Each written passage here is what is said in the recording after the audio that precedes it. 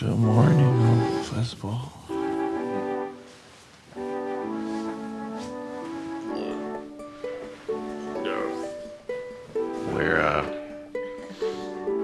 We're back in Los Angeles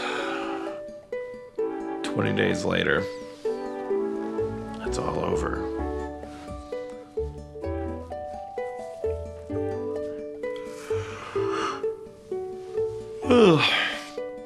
January 9th, 2013, I and my intrepid friends loaded into a tour bus and went across the country. In each city, I got drunk and talked into a microphone for anywhere from 50 to 350 people who had all shown up because they liked my podcast, Harmontown. I crowd surfed pantsless and signed people's clothes while they were wearing them, drank moonshine, blacked out. I just remember collapsing onto a table full of hot wings. Seeing so much art drawn by people who are so good at things that I'm not good at, celebrating the things that I do. I made my girlfriend cry, babbled incoherently, performed topless. I've hugged people whose bodies were shaking because they were so excited to be hugged.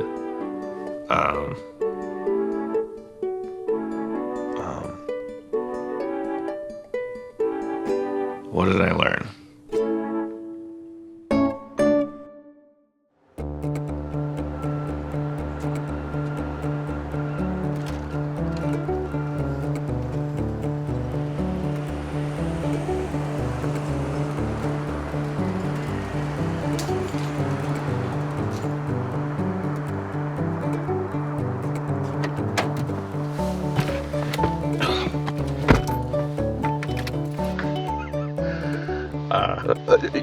Were you here all night? That's great, because you're making a documentary about me, and now you have a shot of me getting into my car, as if there's no camera in it. Is this going to be the beginning of the movie, or are you going to start it with all of my friends saying bad things about me?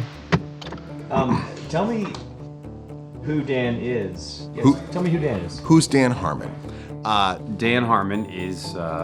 Dan Harmon is a very complex individual. I don't know. Have other people been able to describe Dan? Have you gotten a concise, accurate description? I definitely think you're going to get a lot of different answers to who is Dan Harmon, depending on who you ask. Dan Harmon is a creator. A comedian. Producer. Kind of a genius. Straight up nerd. A gregarious, garrulous, gastronomical... How would Dan describe himself? Dan? I don't know. Pass. I think Dan Harmon would describe himself as indescribable. He's a little narcissistic. He's got a bit of an ego. You'd probably say smelly. Definitely a fat ass. A troublemaker. A podcaster. An alcoholic. He's probably the first person to say he's self-destructive. I think Dan would describe himself as a human hand grenade who has a predilection for pulling his own pin out. I think he'd say he's a writer. I think he'd say that. I think he'd be very simple about it. Writing. Dave, send the actors down for their season 1 evaluations. Hi, I'm Dan Harmon. I created NBC's Community.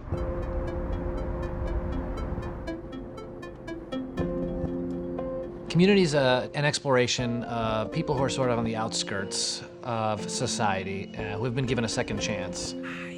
You say guys suddenly just wanted to play Dungeons and Dragons? Yeah! Why wouldn't we? There's a running theme in his work that he reaches out to people that aren't used to being reached out to.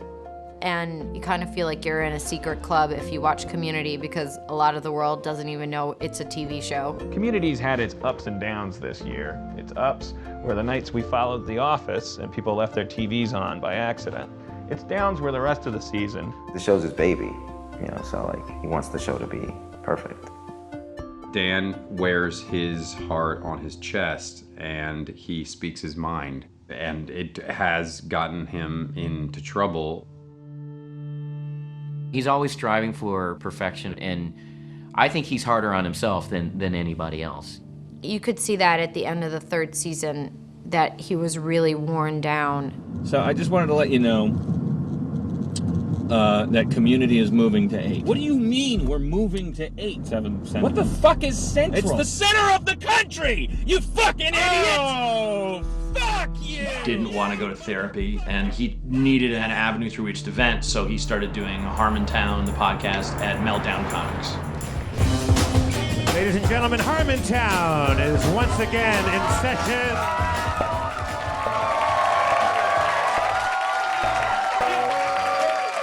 Well, Harmontown is a podcast that they do every week where Dan, Jeff, they kind of just, they'll talk for a while. It's different. It's not just an interview thing. This is it. We don't prepare. Dan spent the last 3 years writing for a big network show. There are all these filters that his work has to go through. Like, this is the polar opposite of that. When you walked into my apartment, you would be knee-high in pizza boxes. There was mannequin legs with pantyhose on them. I was wiping my ass with T-shirts because I wouldn't go buy toilet paper, because I didn't want people at Albertsons to know that Heat Vision and Jack hadn't been picked up for series.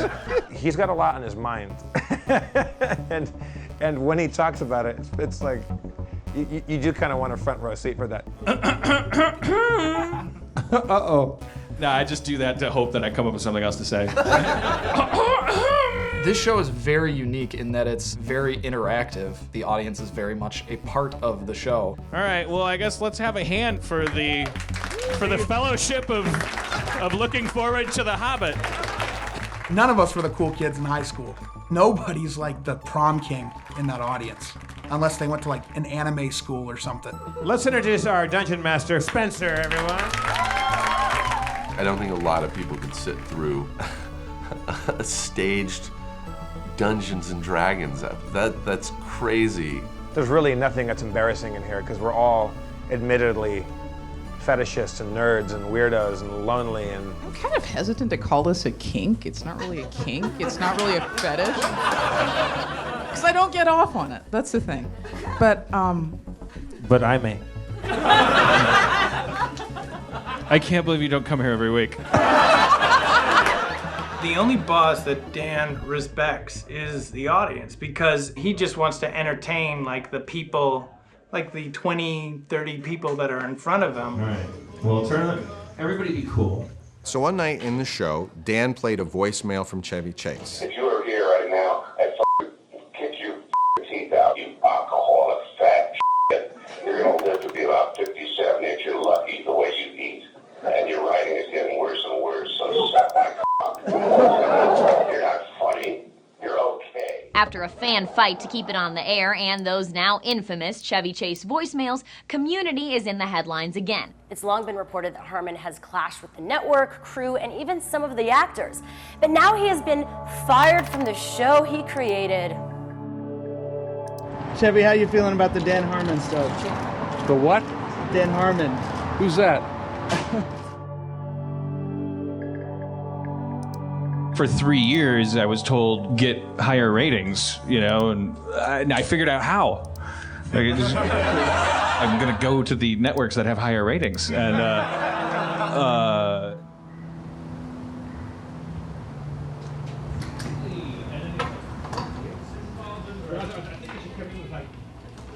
I want to try to write a theme for Harmontown. That's one of the goals I want to accomplish on this tour, is to come back with a nice Harmontown theme. I thought we'd call up the services of Eric Idle on Monday's show. I think he's kind of up for anything. I don't know, like you were saying that we should probably come up with a little, like, My Fair Lady thing about how to write a song or something like that. I was thinking that if he's comfortable with it, then we could find a time with him to rehearse it even better, and then we could have even refined the lyrics a little more too. Okay, so to run our hands over this again. So I come up, I go, I want a theme for Harmontown. You say, why don't you just rap one? And I go, no, because I want to be more sophisticated. I want to write a really good song. I don't want to just talk about dicks and balls and nuts. Can anyone help us accomplish this task? Eric. Supernatural aid. Eric coming up starts his song. Well, how about this? If you take the song and you make the song its own story. Yeah, this is Eric, this is Eric and Jeff, this is Dan and Eric, and this is like everybody. Great, write it. All right. I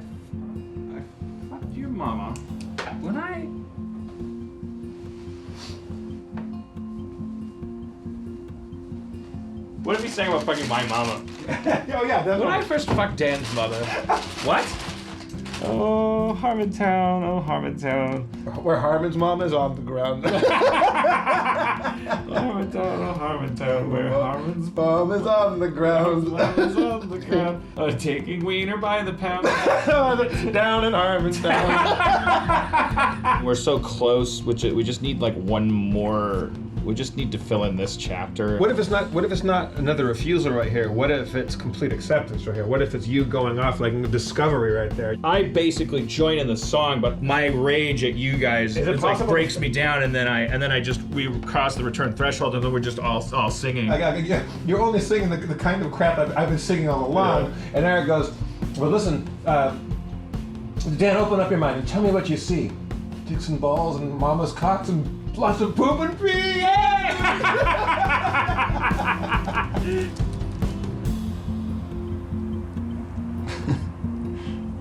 What I just want to tweak this one thing. Actually, the first 2 lines could probably be a little could be reworked to make the whole thing better.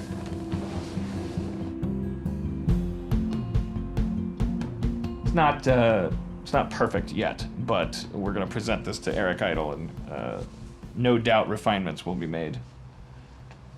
As will be his right as a Python. Also, even if he thought it was perfect, I still think that chorus, there's something wrong with it. It's not sing-alongable. Oh, Harmontown, oh, Harmontown. Harmon's mom is going down. She's going down and eating boners by the pound. In good old Harmontown. Eating boners by the pound and in...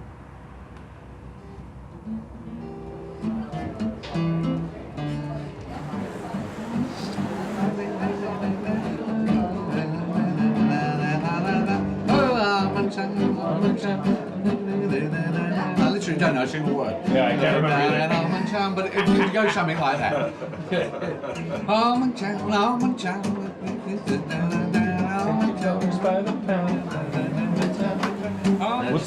What was the deal out there last time we talked? There's people still loading in. Oh, really? It's like Madison Square Garden. Oh boy. Oh yeah. Ladies and gentlemen, Harmontown is once again in session. We're going on this tour, Jeff. We're representing Los Angeles out there. There's 20 cities waiting for us. Like, I'm not gonna roll into Austin talking about dicks and balls and butts. I want to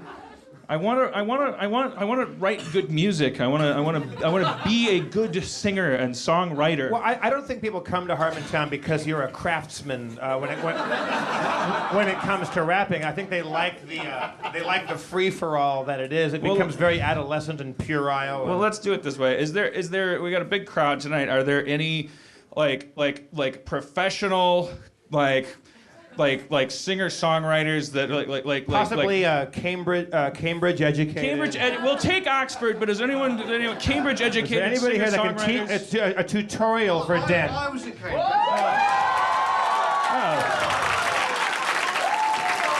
Eric Idle. Eric, I'm so glad you're here. Obviously, you're world renowned for your craftsmanship in comedy songwriting. There's people in this audience that probably have every single one of your songs memorized. I have a problem where I like to write songs and I like to improvise them, but I lose control and I go to a shitty, non-sophisticated place. You're a hero of mine, a mentor of mine. Can you please help me? Can you please tell me how to... What would you do if you were going to write a perfect song? Well, it's a very interesting question, actually. You want to write the perfect song. Yeah. Then ask yourself what's true. Oh. Then open your heart and the truth will start to write the song for you. Jesus, that's what I'm talking about. When I first fucked Dan's mother. What? She asked me for another, but her pussy was too wide. And then I fucked his father and nuzzled both his nuts. Eric. I doubled his tits and took 2 shits and put it in their butts. Harmon's mum is on the ground, taking bonus by the pound. Down in Harmontown. Oh, Harmontown, Harmontown. The Harmon's mom is on the ground, taking boners by the pound. Down in Harmontown.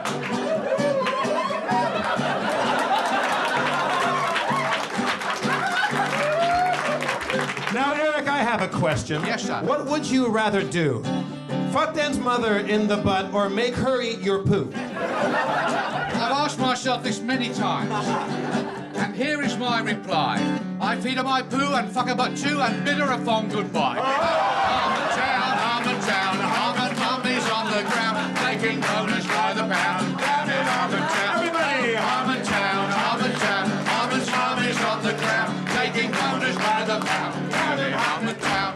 You guys are only doing what I've been doing all along. I've fucked a million mamas already. I wanted a perfect song. So open up your heart, my friend, and tell me what you see.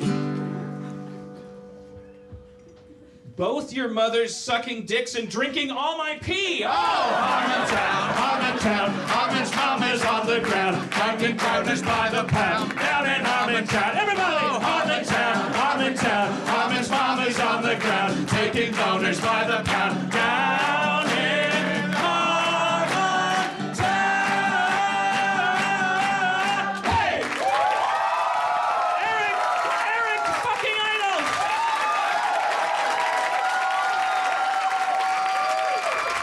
The hardest thing is making something so delicious, so slippery, greasy, salty, nutritious, and easy to swallow that someone can fit it in between 16 hours of ditch digging and the next 16 hours of ditch digging.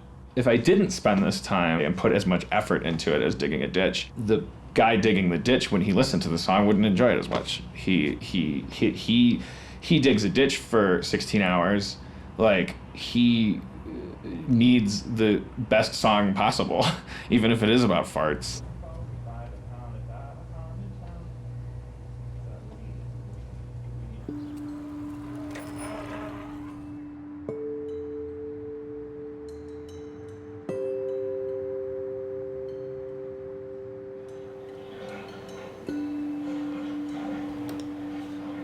On the sixth day, God created writers, but on the seventh day, the devil filled the internet with porn and blogs about blue whales and all kinds of other things to keep you from writing. And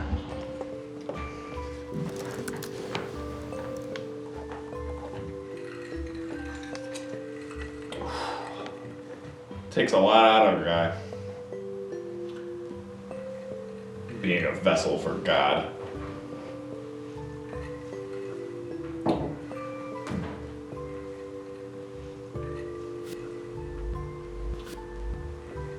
You know what? My job isn't to write right now. My job is to take a bubble bath.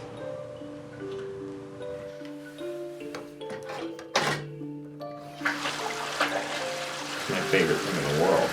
It's my moment to feel like a little baby.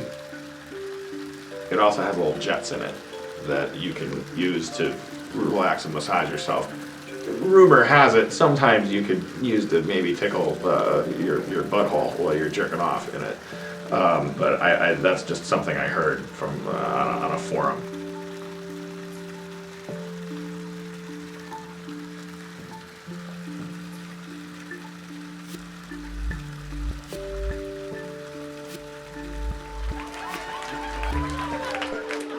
I want to ask you a question, just while we have the opportunity. We're going out on this big tour, which is very ambitious. It's a very long, grueling schedule.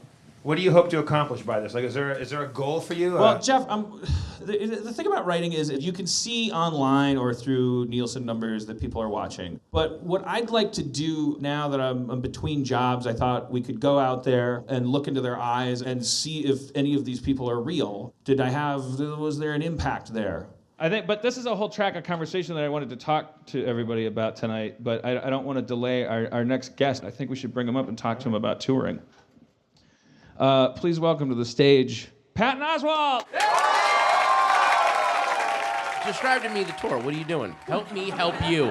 We're leaving on the 10th, heading from Los Angeles to Phoenix. You're starting the tour. Your first show's going to be in Phoenix. Pat, I don't know if you know this, but we're traveling with our dungeon master. So Spencer, Oh yeah, definitely go to Phoenix then. Yeah, that's your. You guys are like you're like freedom riders in the South in the '60s. That's. Spencer, you're in deep shit, man. Yeah. Also, it's almost every night we're doing a show, and it's going to be January. What the? Really? Yeah, it's. Yeah. Well, there's a good chance that you're going to get to be one of those. What else would he have done? Yeah. Who knows who would have fired him? Yeah, maybe. All right. Well, let's thank Patton Oswalt for coming by.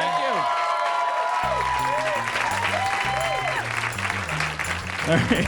Thank you, everybody, for coming. You guys have been fantastic for over a year, and now we're going to go out and see how bad it gets.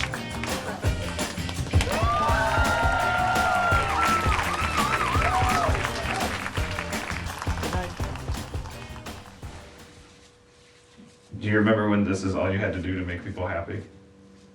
Remember when this made you a good person? That's it. That was all you had to do. Still had to do something. It was still an accomplishment. I put bubbles on my head. I look like an old man, even though I'm a little baby. And everyone would just applaud and laugh.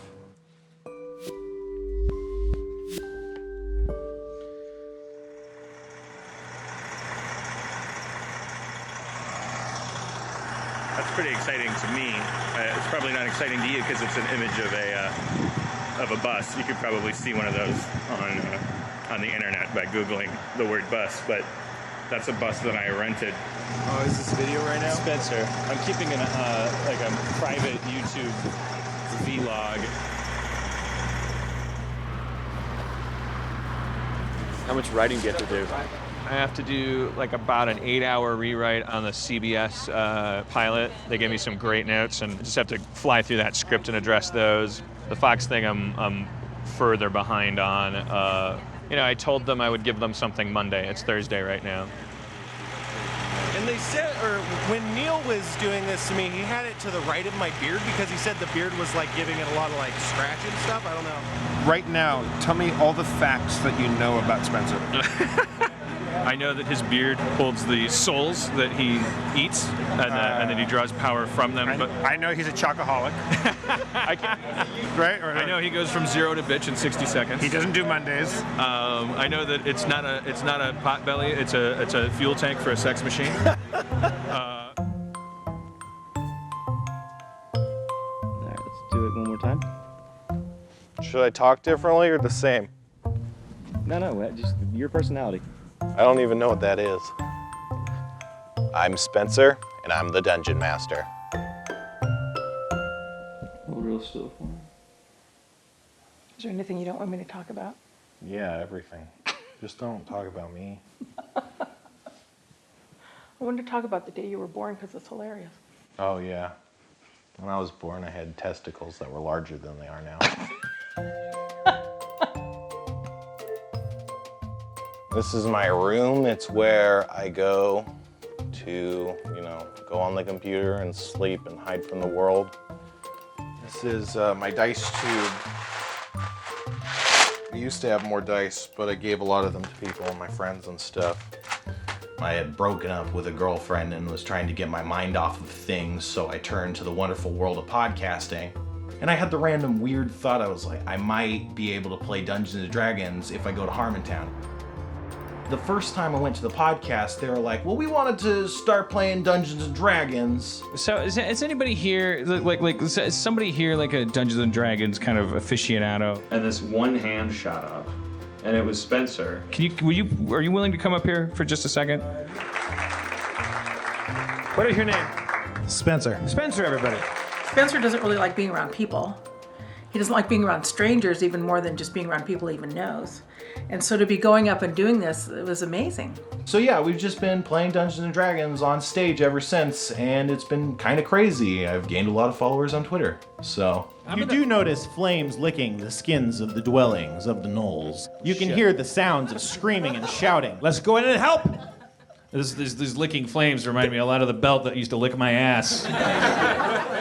Wait. Your dad licked your ass? No, his belt did. His belt? How do you know it was his belt? It's a magical belt.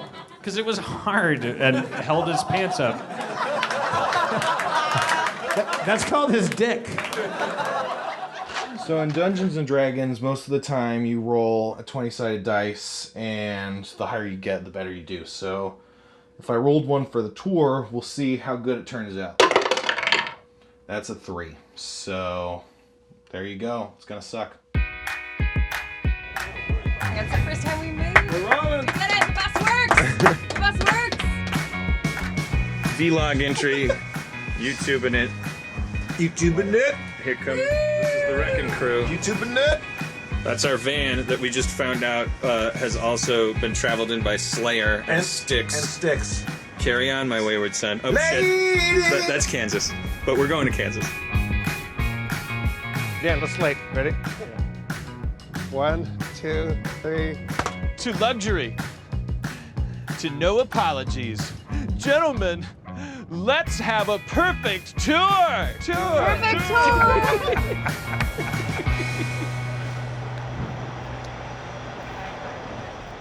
We just got to the hotel in Phoenix. Then the venue is a couple blocks away. I guess we're gonna walk there.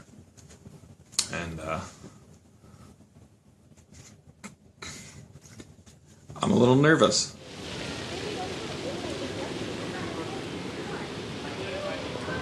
Do you get nervous in LA? Yeah, a little bit. Differently though. I mean, this is like, there's so many more unknowns. I love it. For me, the more unknowns, the better.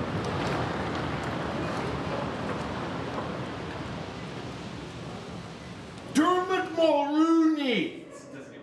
Dermot Mulrooney!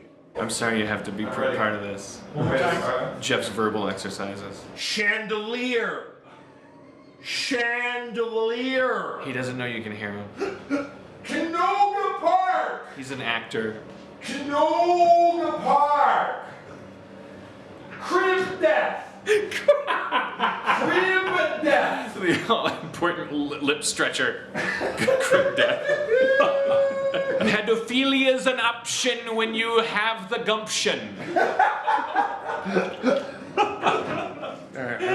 I think I'm ready to go. I'm loose. God, I'm loose.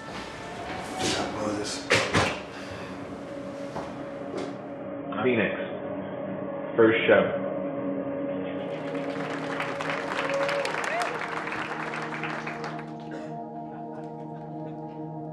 I'm kidding. Thanks for waiting, everybody. How you doing? Hope we can make these people happy. Please help me welcoming the mayor of Harmontown, Mr. Dan Harmon.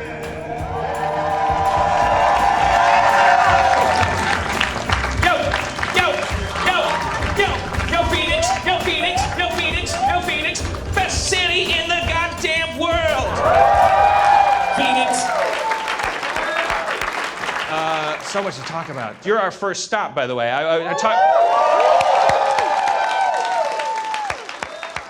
Holy shit, what a great city. Phoenix is amazing. You're already starting to sense that I'm forcing that? We have to get a couple things out of the way just for the movie. I'll take it off of your $22 if you see me after. So we need like the slow motion montage, like of me killing it at every venue, and we definitely have to fake that, because it's not gonna happen. Wait, this sounds like the most dishonest thing in the world. No, it's Dan, Harmontown is about being sincere and honest connections with people. Well, it's basically a real thing, but just imagine that it's the end of the show and like I did really good and just like kind of like slow-mo, like reach for me, like you wish you could touch me. Like 1, 2, 3, do it, like slow-mo. Wait, hang on.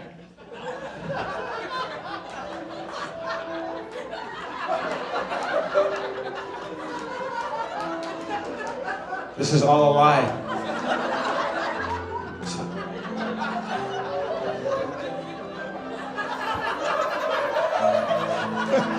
What kind of movie do you think you're making? Movie of lies.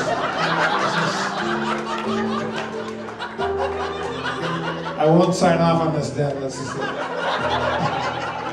All right, well, whatever. All right, let's stop with the gimmicks. You were nervous about tonight. Well, yeah, because clearly you can tell from the photos on the wall that the people who normally perform here, they have actual material. They're doing it in the picture. There's a picture of a lady going like, ah! She's in the middle. She's just finishing explaining like what Jack Nicholson would be like in a drive-through. Or... That's a bummer. You decided to do this tour and you come out and stand there with a microphone. You feel this onus to live up to Bobby Lee and the guy with the Hawaiian shirt, and Rachel Dratch, Don Ho, and Gallagher lady, and yeah. Yeah, I want people to relax and have a good time. I want to be the reason they were entertained. I think that's what drew me out here. Is I was like, I want something. I want to feel like I do something for a living, and they deserve better. Stop saying you love me. It's a surefire way to lose my respect. I hate myself. Awesome. Thank you. I suck. Yes, I suck. Thank you. But I rule. Shut up. I never knew what I was doing up there the whole time, and I was not in the moment. You know, I just felt like I was drowning. How? Because they were going like, "You're off the hook. You can do anything you want," and I didn't know what to do. Do you think you understand, honestly, like why people enjoy the show? Like, do you understand like what people get out of it? What people get out of it? I think Spencer kind of understands where I'm going with this. Yeah, it's about the connection. I feel like people see you and you're talking about stuff that they get and you're being funny, but you're also really honest, like stupid honest. Like it's unimaginable. And also, I feel like everyone that's involved is kind of trying to like create this sort of almost like Harmontown. Yes, like, exactly. It's this. You've created this thing unknowingly. It will, and you know it, but I don't think you'll get it. I don't think you understand it.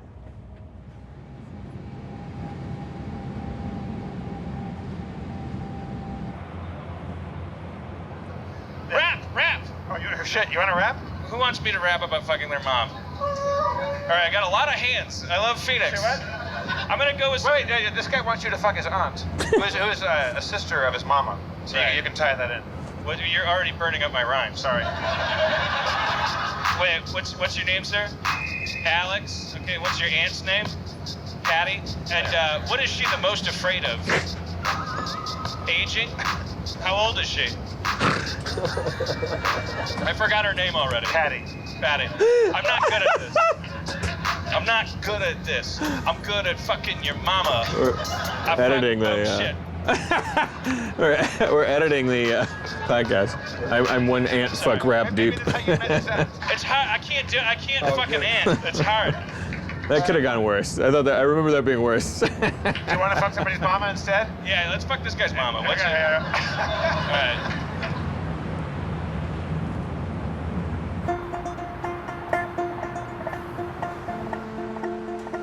I don't have my ear cam. I'd like to go al fresco tonight. I want to hopscotch away from the way I started Phoenix, and I feel like I need to train myself to be a little more confident.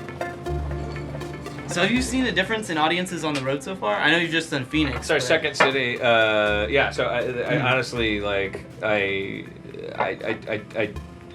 no, I haven't. So to me, all of your work is about connecting people and turning a passive audience into an active one. Be it from like the amazing passionate rallies and protests from community fans, and even like Spencer, like just somebody who was in the audience, now a part of the show. Was this always in your head when you're doing these things to like get fans like out of their chairs and producing content? It's never something that you consciously think. It's just it's a thing that I've always found it makes me happy. Right. I definitely like all I want on my deathbed is to think that when I was 40, the people who were 20, that there was a contact. Thank you so much. I'm so excited to see the show, Jeff. It was really nice to meet you. Nice to meet you, man. Well yeah. done. All right, we'll see you guys out there. Enjoy it. Yeah. Okay, thanks.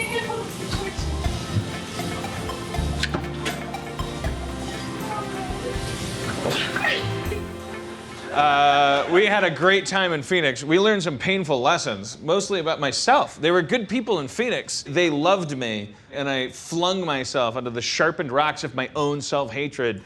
And you know, like on a regular show, like a comic would come out and go like, "Hey, knock knock, who's there?" And then there'd be a guy in the audience that'd go like, "You suck," you know. And that's the dynamic. Is like that's what a heckler is or whatever. Like it's completely inverted with me because I have no act, and then I come up and I go like, "Oh, I'm a bad person," and then people in the audience go, "You're doing fine. We love you. We love you. Season 2 of Community made me cry. Just keep going." And I start going, fuck you, pal. What do you know? Yeah, Dan actually started heckling the audience as well. It was terrible. I felt awful. But you all listen to the podcast, right? So we're fine. Also, the thing I decided backstage, based on the way things have been progressing, like I want to bring Spencer up right away, not to play D&D necessarily, but Spencer Crittenden. He's a national treasure. And yes, he looks exactly like you thought he would.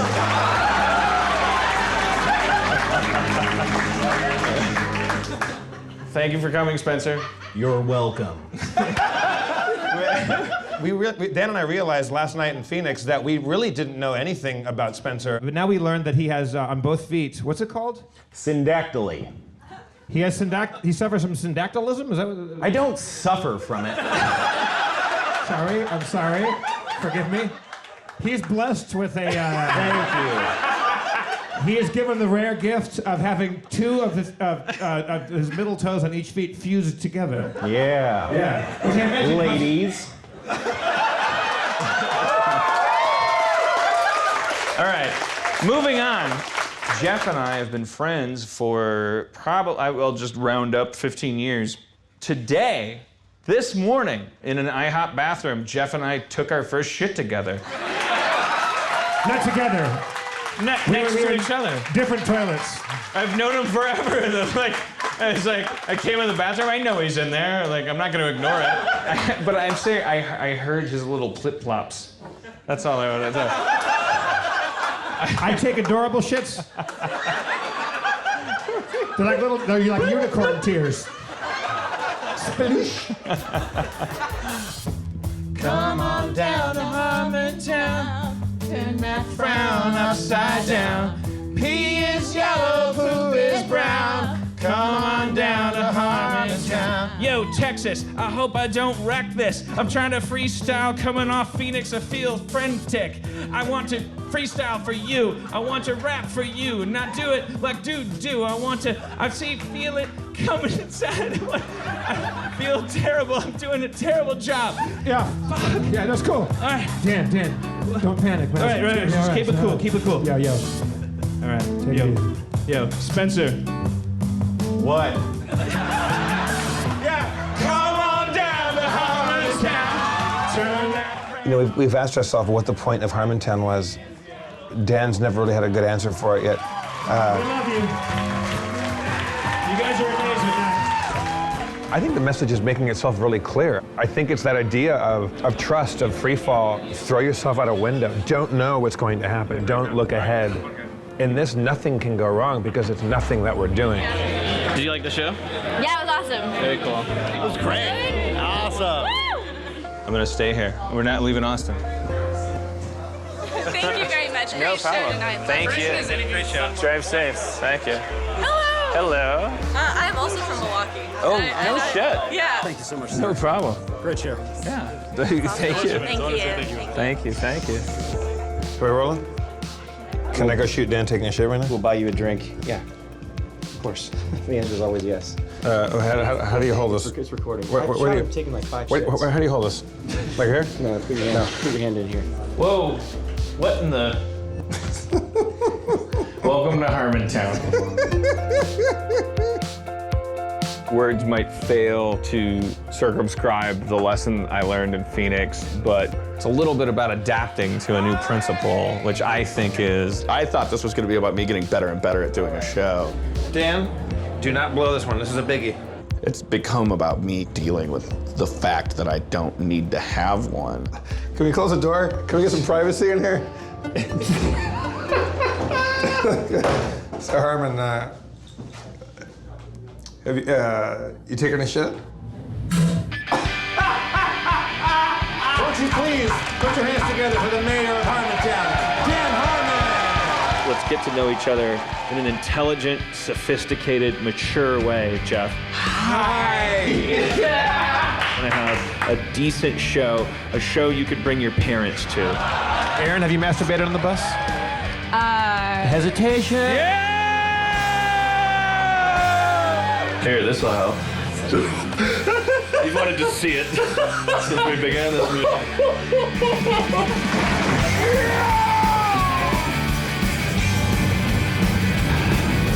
Looks like things are gonna be just fine. Precious. I'm gonna bring you up pretty quick, Spence. Cool, cool. Dan, you know what time it is? It's D&D time.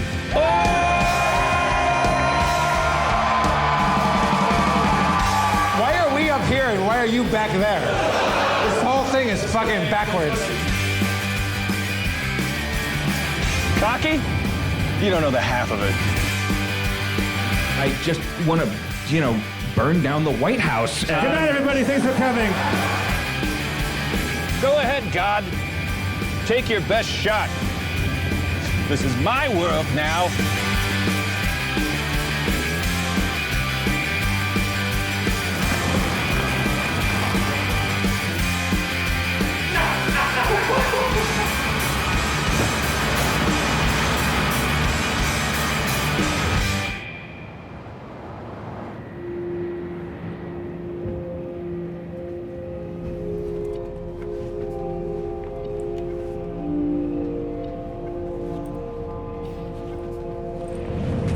Sleep okay? Yeah, a little too well, I guess. I was hoping to get some work done before I got there. I'm in big trouble right now. I'm supposed to be working on my CBS pilot, and then I have a Fox pilot I'm supposed to be writing. And if they saw what I was doing right now instead of writing it, they'd be very upset with me. I should have been done with both of those things far before this tour started. I took work onto the bus with me, and it's torturous. It makes me feel like a little boy that didn't clean his room, and it's awful. But it's what I deserve.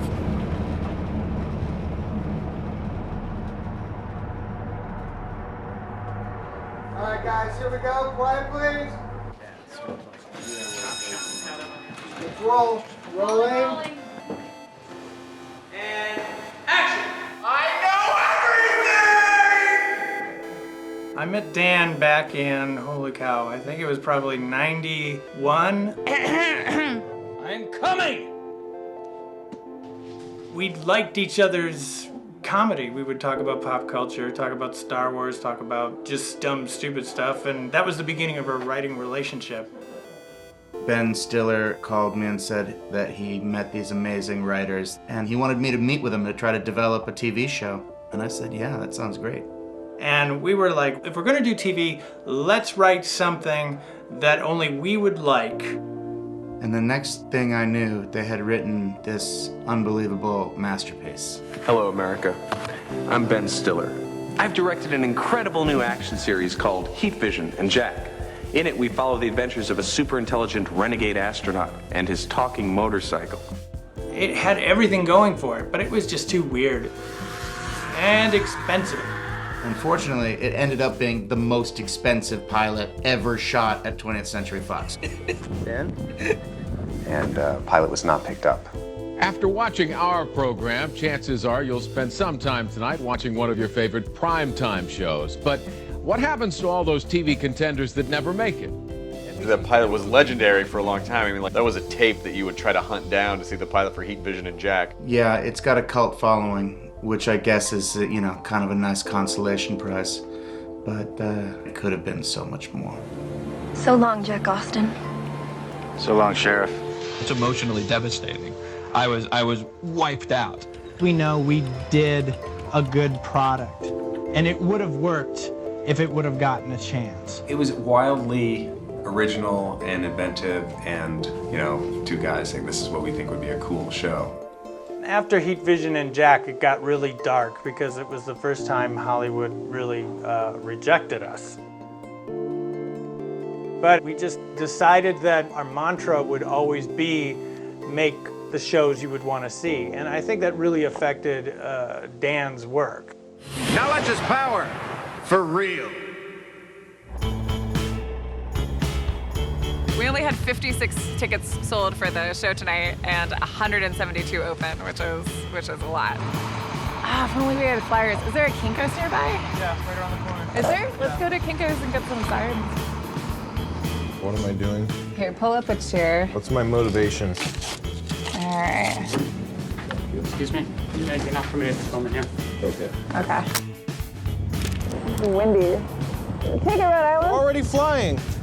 Do you guys want flyers for a comedy thing? Nope.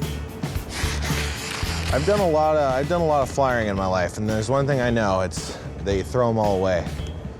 Give you a flyer? Thank you. He'll be there. Your legs aren't cold? My legs are never cold. I don't know why. It's like they're made of wood or something. Did you bring pants? I brought one pair of jeans. Are they magic jeans? Do they have one use? Are you saving them for something? Oh yeah, they recharge every couple of days, so When I was a kid, people would tell me, take a shower, you stink, you're a piece of shit. And like one day I took a shower and combed my hair and got on the bus, and all the 8th graders were like, whoa, look at that. Dude, give me skin, man, give me 5. Fucking seriously, man, good job. And I was like, never again, motherfucker. I am going to be a millionaire, and I'm going to smell like a butt. You've done it. Yes. You've accomplished your dream. Yeah.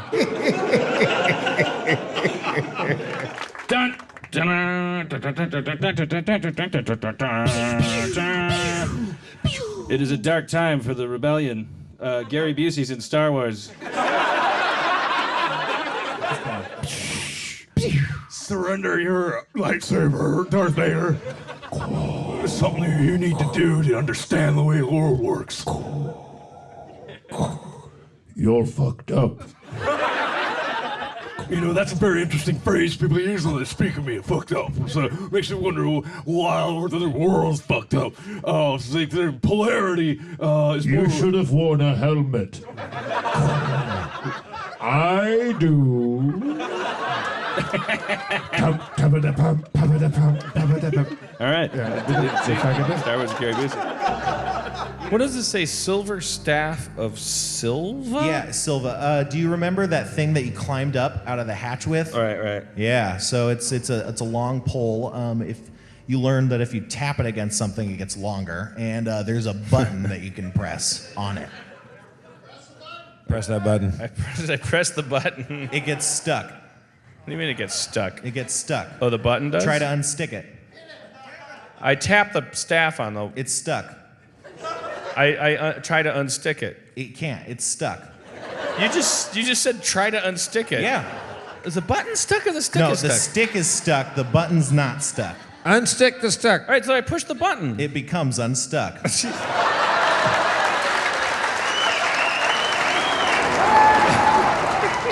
Could you sign this real quick? Yeah, so Spencer, do you have the marker?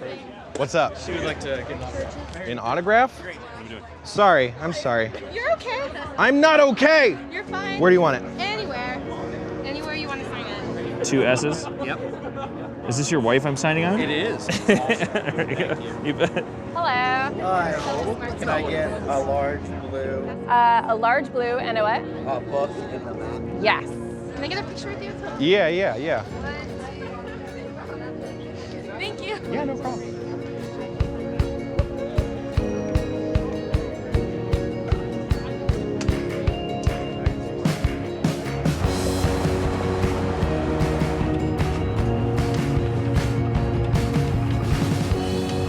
Okay. So what heading am I under right now? All these These things? are all different those are wondrous items. That's a type of magic item. Are you knowledgeable about those? What is the Nulzer's Marvelous Pigments? Oh, those let you draw things and then they come to life. Like if you draw a birthday cake, it would be a real birthday cake. I love it. You're great at rolling with the punches, and that whatever we say, like you go, yeah, I'll amend the universe based on what you do. Well, that's the thing, is that D&D is like collaborative storytelling. I just come up with ideas. Okay, so like literally Admiral Darkstar, when Dan and Greg and Jeff were playing, you guys were harping on the fact that he wasn't like an admiral of anything, so I revealed that he had ships, and so I decided that since there was this guy and he had ships, and he was after these things that you're after, and also he said he was going to destroy the planet, he should come back. So he came back with his fleet. So our bullshit is affecting the way that you create. Like, your bullshit is the adventure. See, that's what I don't know until just now. I love it. I'd like to be the first one to check in. You notice I'm the first one off the bus. I like to get my key the first, go up to the room, get my act together, find out where I want to go eat. You learn new stuff about the city, and let's go.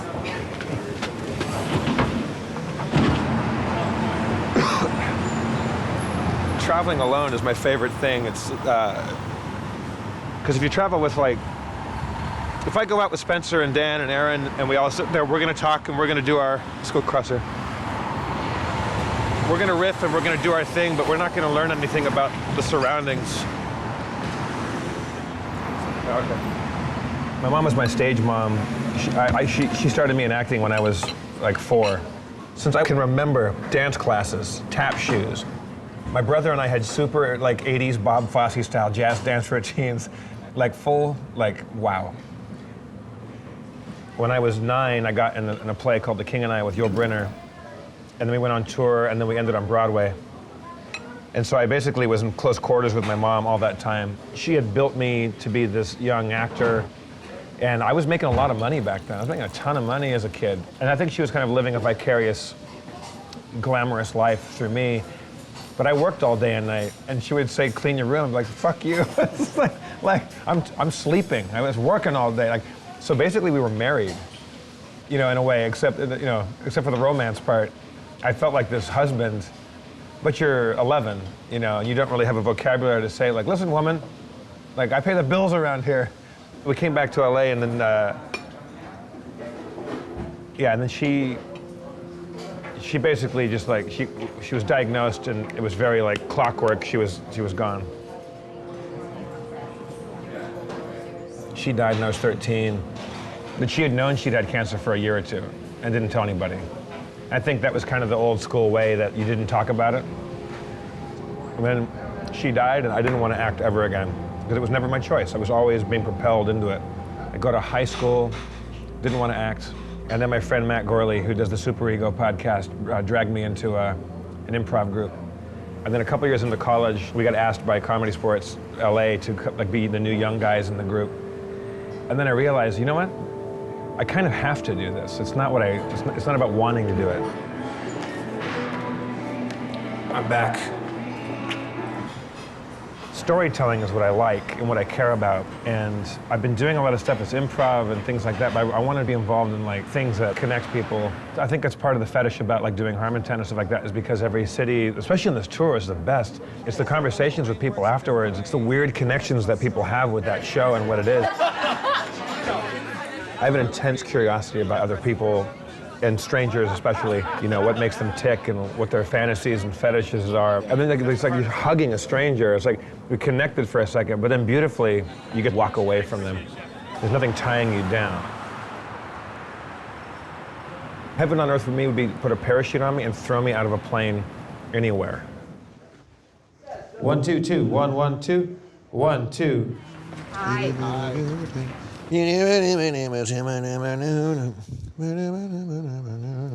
An actor prepares, you know.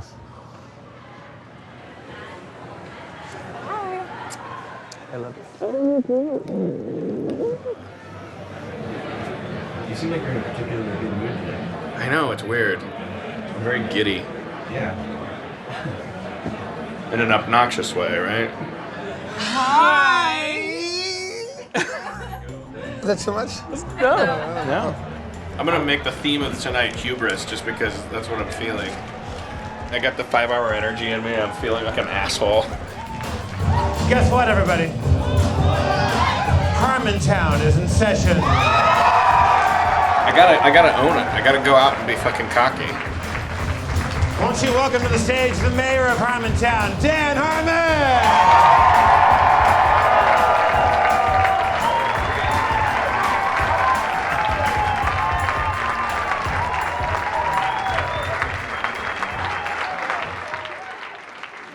I haven't asked this, Dan. You got 2 new shows in the works. No, I don't. Well, you have a CBS show and a Fox show. I conned 2 giant corporations into giving me a great deal of money. Okay, thank you for all the money, guys. Well, when are you gonna be done with the script, dude? I'm so fast, I'm fucking crazy. It only took me a week to write a Community episode because it had to be done in a week, and I had 20 people helping me. As far as I can remember, I'm a really fast writer. I can't remember past 2.5 years because I'm always high. Let's see, just unbutton my pants, put on the internet. 30 days later, almost finished. Oh, it burns. Oh, the creative process. Hey, it's CBS, guys, it's almost done. What the fuck? CBS, Dan just made a jerk-off motion, if you're listening on the podcast. He went, stuck his tongue out and made a jerk-off thing. Dan, it's Christmas time. We agreed to spend this time with Rob and Kate. Do you understand what it's like to be a genius? Do you understand how fucking creative I am? Go have fun. I'm gonna be here trying to write this script. Jesus Christ, it's gonna fucking fade in on me jerking off. In a world where both of your shows get picked up, and now you're forced to be a guy that you can't do both, but let's say that you could. Let's say you were the showrunner and creator of both a CBS multi-camera show and a Fox single-camera show. Would you get fired off one or more of them? Well, my hope, the supposition was that I wouldn't get fired from any of them, because remember, I also have an Adult Swim show coming in 2014. So you have 3 shows. The hope was that by diversifying my asshole folio, that I would now create a situation, because at the risk of sounding defensive and self-aggrandizing and possibly psychotic, the reason I keep getting fired is because I have too much time to focus on the job. And I keep, going like, yeah, but what if it could be a really, really, really good show? And then after a while, it gets very annoying to people around me, like. So you're saying by scattering your focus this much. So here was my fantasy, okay, in your gumdrop world. I wake up, okay, it's Monday, it's 9 a.m. Oh, God, 8 hours of sleep. Wow, what time did I get home last night? Oh, I was working at CBS. I got home at 3 p.m.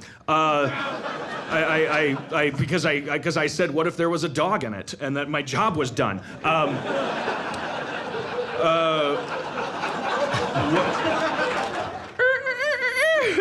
It's 9 a.m. What time did I get to bed last night on this clock that I'm holding up? Got home at 3 and made love to my girlfriend, who I'm able to maintain a relationship with while running 3 shows because I'm able to get an erection because none of these 3 networks are run by a Bob Greenblatt. So my dick gets hard, mysteriously, out of nowhere. I'll just be sitting around and my dick will get hard, and blood is allowed to go into the little valves.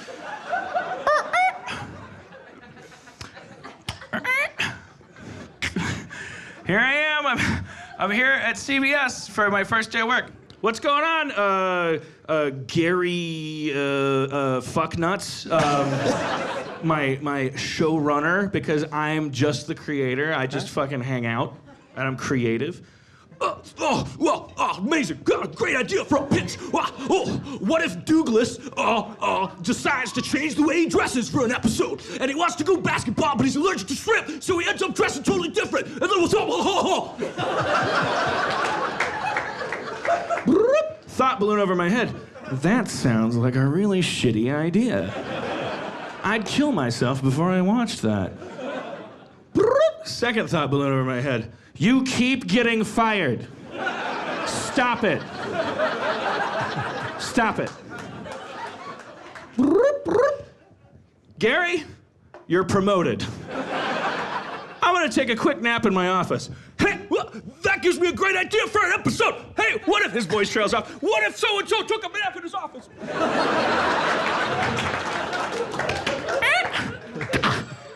Open the window in my office, climb out.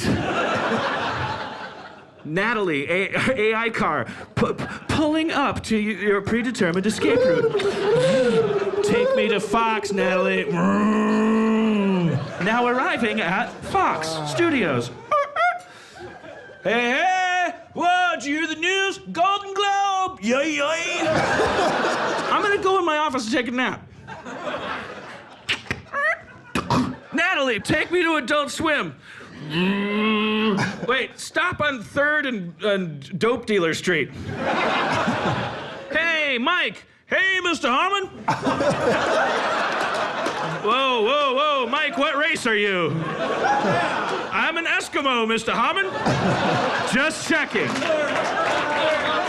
Just checking and clarifying. You sounded a little sky-cappy there. Now make with the drugs and the blubber. Thank you. Because I'm going to Adult Swim where 30 people are going to watch. But it's all about fucking excitement.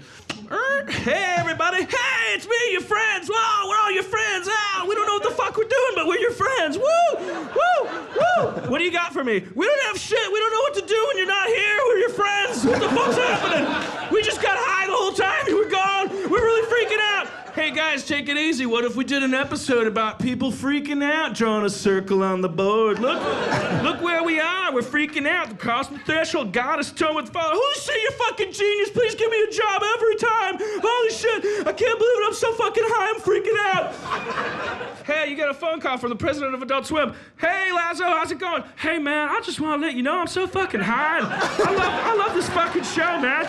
I love everything on Adult Swim. I don't give a shit. Nobody's watching. I don't give a fuck. I'm high. I got a fucking pickle in my ear. I got an antenna on my head. I'm in Atlanta. I don't have any political reason to fuck around with anybody. I'm just having a great life and fucking living my dreams. And it's fucking great. Television's for fun. Hey, you were on speakerphone the whole time. We were rubbing our dicks on the phone. I love that. We didn't mean to we weren't doing it out of disrespect. We just love rubbing our dicks and stuff. We're so high. All right, guys. Whoa, what time is it? 3 p.m.? I better go home. But we're podcasting this show every night. Presumably, somebody at each of those networks is listening to all of this, right? You could get fired before these shows ever get picked up. That could set a new record, yes, is what you're saying. Yes. I have to be the Chuck Yeager of something, Jeff. Now, it'll be fine. I'm exaggerating. And I'll edit all this out. I went a little overboard with the honesty tonight. It's a little self-destructive. Oh, shit. That was awesome. Oh.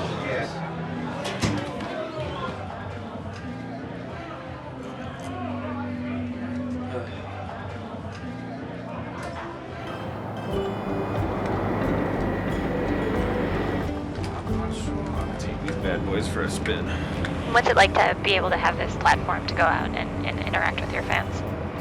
It's really interesting. You know, when you don't have an act, as I certainly do not, you have to get nervous for a new reason every building you go into. You're never going to feel secure because you don't have an opener. I'm not an improviser. I'm not like one of your little Who's Line friends, you know, your Whoosy Doodles. I have to look at each room and go, okay, what am I going to say to these people for 90 minutes? Yeah, I just realized I got nothing to talk about here.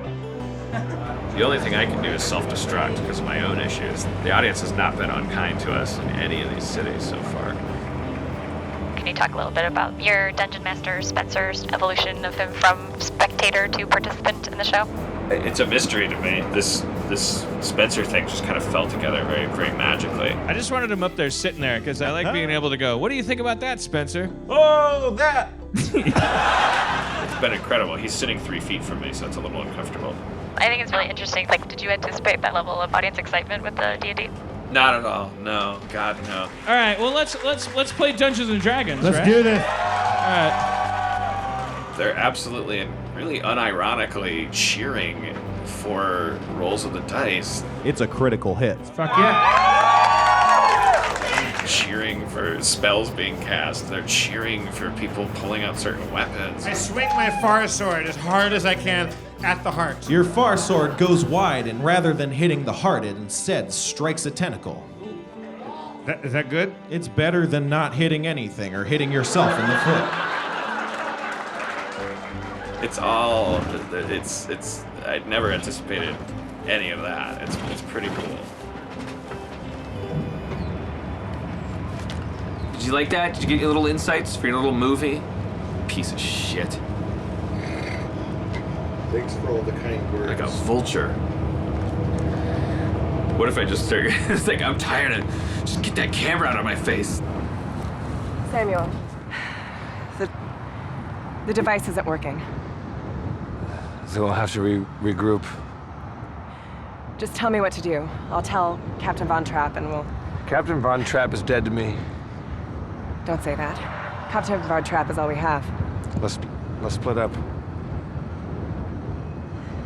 Hey, it's me, Captain Von Trapp. Hey, what's that? Wah, wah. You see why he's dead to me?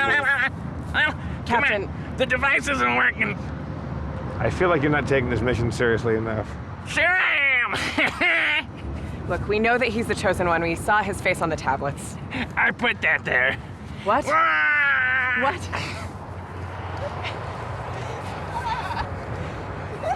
Captain Von Trapp! No! Captain Von Trapp!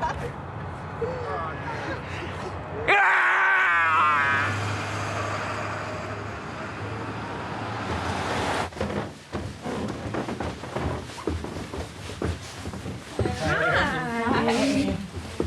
Hello.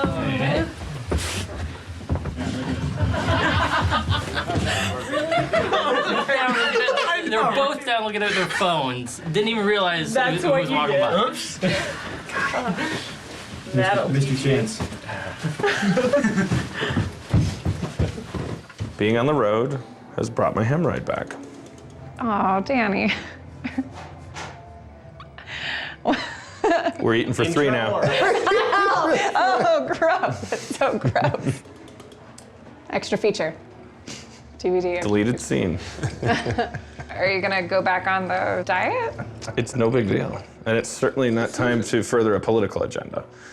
I know you want me back on the diet, but let's not be Democrats in the face of a school shooting here. Yeah? Got a fucking hemorrhoid. I'm still gonna eat some pancakes in Portland. Booyah! Jeff, really quick, I want to roll out the chicken noodle. Oh yeah, Spencer, did you help write the chicken noodle song? Were you there? No, I came in during the end. I might be able to help you guys out though.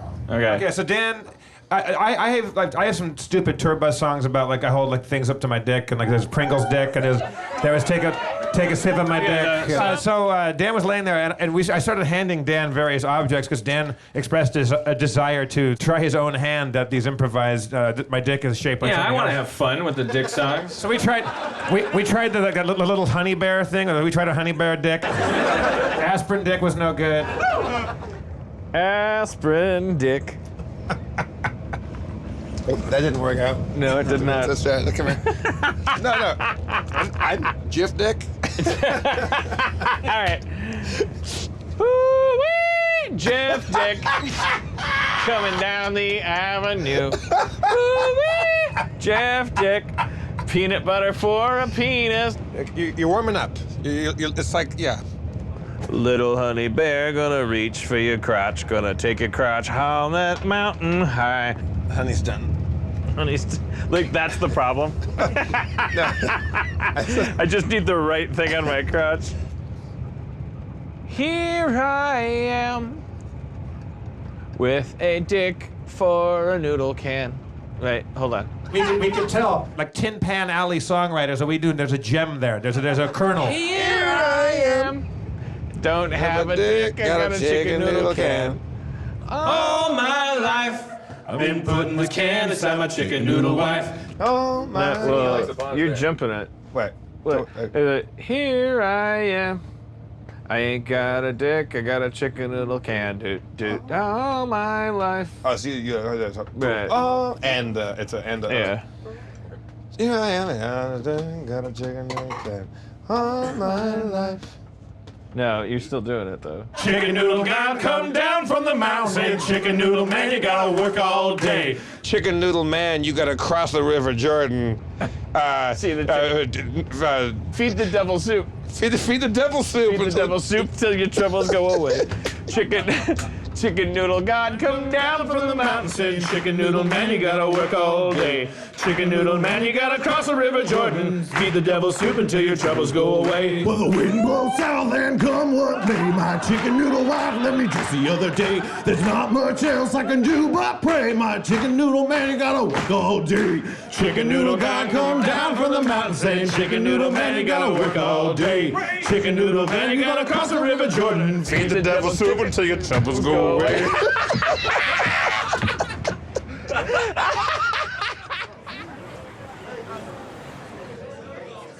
Is this a draft house or a I can't get a beer house? Yeah.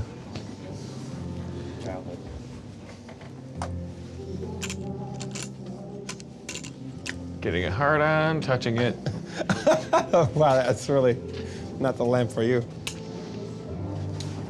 I think this is going to be a good show. Am I in the shot? Oh, come on, let's not get the cameras in the shot. I have around an H2O 3000.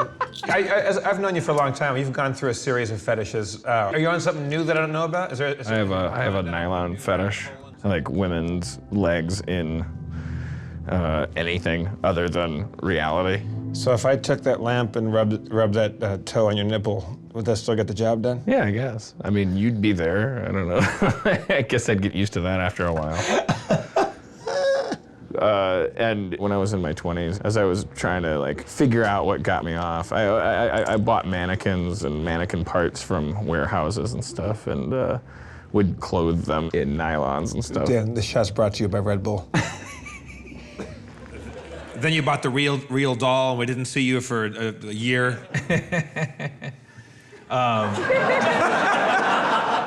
You fucked that thing good and hard for a couple months, probably, right? Until you fucked her head off or something? What happened? Did the head started to kind of tear? Well, that sounds violent. Yeah. You see these ads for, buy a fake woman made out of this stuff, and you're like, it's the perfect crime. Like, I'll take myself off the market. I'll spare all these poor women. I'll spare myself. Like everyone will win. But the irony is, but guess what? You need to brush her hair, or it's gonna get all tangled. Which all these things that you don't need to do with real women. You have to scrub out her butt, and you have to physically dress her. You objectified women to the point that you actually made them an object, and found out that you'd rather actually have a person than an actual literal object. Yeah, because people wash themselves, people brush their own hair, and it's like, okay, so conversation and respect, emotional investment, are actually kind of like light lifting compared to the literal heavy lifting of carrying a corpse into a bathtub and putting a giant pipe cleaner up their butthole. Then 6 months later, it's like the head's falling off, and it's awful. Yeah. Because when do you throw away your $6,000 rubber woman? Awful. Thank God I had an assistant by that time. All right. Well, it's not our fault. Neil wants this awesome shot of us not carrying a bunch of shit. I was just wondering. I can't help it. I don't care. It's the shot that we need. I'm just freezing. I gotta get out of here. My fucking hands are cold. I'm not wearing a sexy multi-coast parka right now. Harmon. My girlfriend's calling me. What do I do? Director? Go to her. Go to her. She needs you? We'd love the shot. All right. Lucky me No drama there. that the shot didn't involve. Definitely didn't need your help over here. What? You're lucky The that movie's shot about didn't you being involve encumbered? No. It Is could the movie be. about you walking places? In point of fact, yes. Almost certainly. I was just asking your help to help move I know, things. I understand, and here I am. I didn't know that you were doing like a big entrance shot. You can redo it if you'd like. You can put that around my neck. We could redo this. 900 people could help you with this. Well, who? That was nearby. I want to get in there and I have to get set up. Yeah, I've been doing the tour and like setting it up. It's a thankless job. God damn it. And one that no one asked you to do.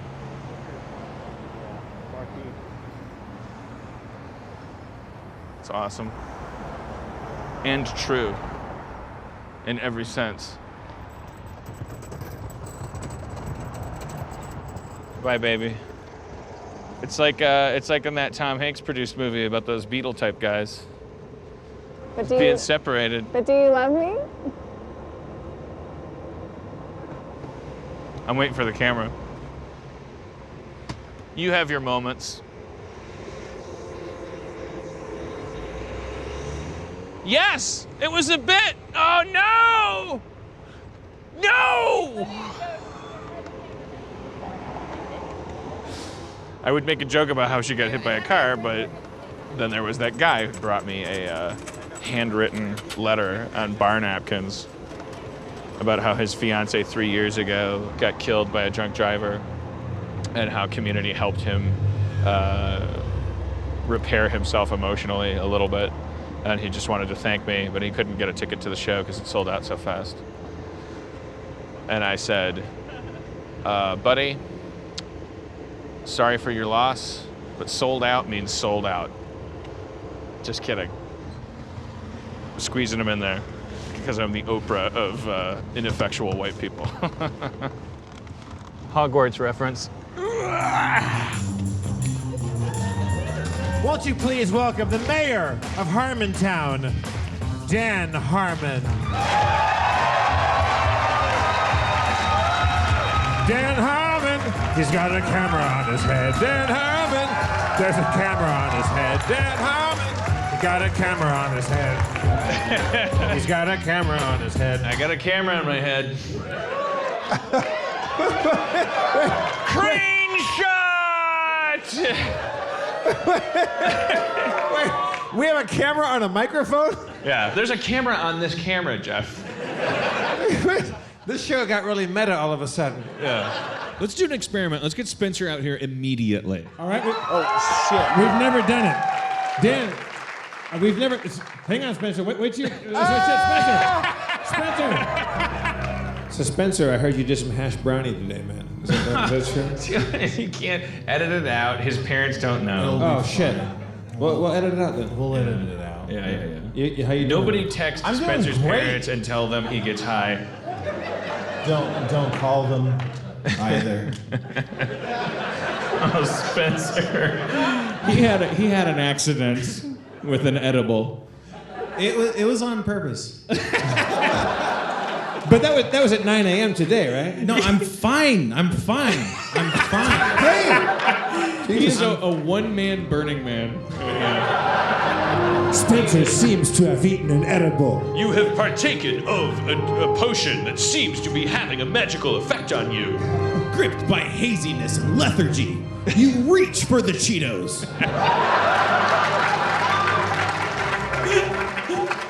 See, I'm fine. Oh, yeah. Oh, he still got it. One of the guys making the documentary, we were at this Thai food restaurant, and one of them said, "Hey, are you all right?" And he's like, "Yeah, I'm fine." And they said, "Are you going to be able to Dungeon Master tonight?" And he said, "Yeah, give me the name of a monster." And Can we try that out right now? Let's try a couple. Yeah. Spencer, anyone from the audience, do you have think of it, not a real monster, make up a new monster. The Tooth Beast. Spencer, the Tooth Beast. You hear the gnashing and grinding of ivory against ivory. I'm going to fucking die. I'm going to die. Should I even go on at that point? Are we good? No, you should. I mean, you could or you couldn't. It doesn't matter. I'm going to die. I'm going to die of happiness. Spencer, disaffected emotional parent monster. Trying to get her attention, your mother looks over with a lazy, glazed-over look.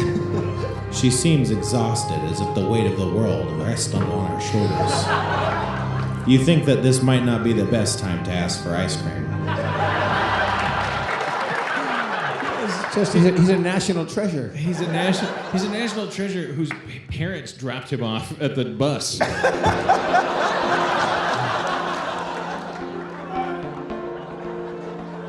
I haven't seen the hair down. Look at this shit. He looks like a very successful bass player.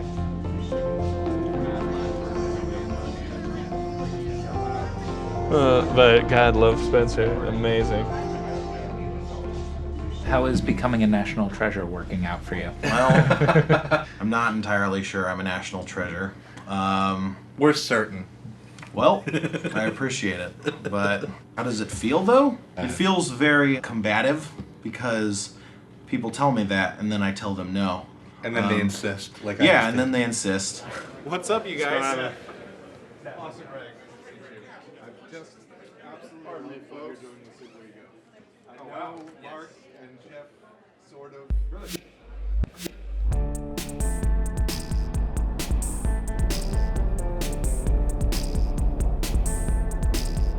This was the drop deadline to turn in the final draft of my CBS pilot. They're really starting to make decisions about what stuff to pick up, so. Can you bring the top end down more? And maybe bring up some of the mid or low? Maybe the mid. 1, 2, 1, 1, 2, 2.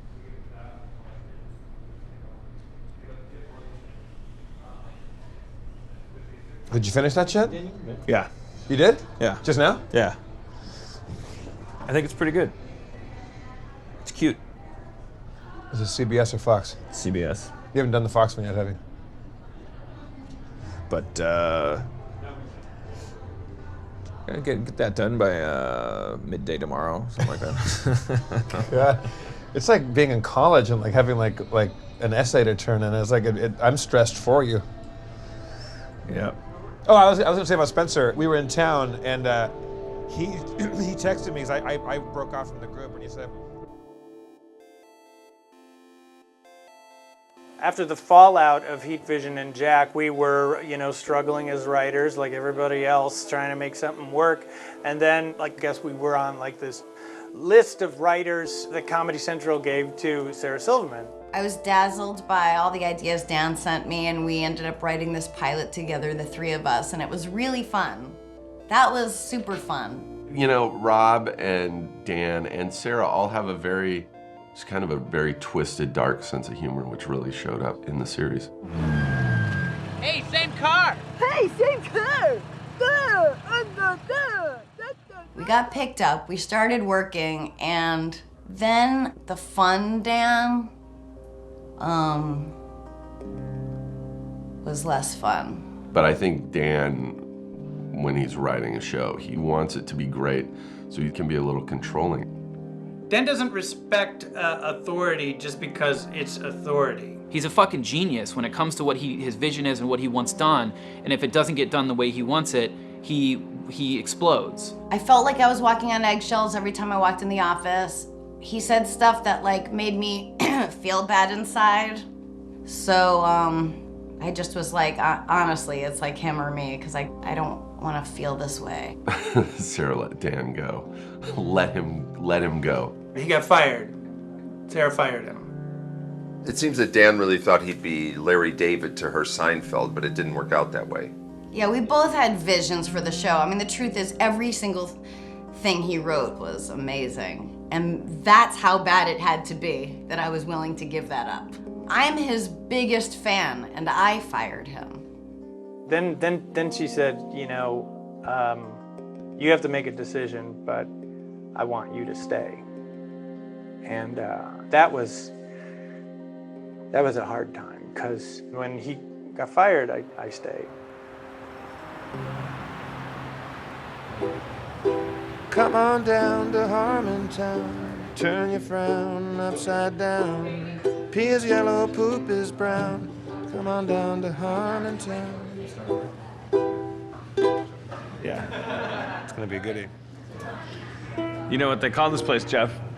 Little Kurdistan. Has the highest U.S. population of Kurds, Nashville. Little Kurdistan, 11,000 Kurds. Are you gonna do a big pander job to all the Kurds in the audience tonight? I got some Kurd material. You're from Wisconsin. You know nothing about Kurds.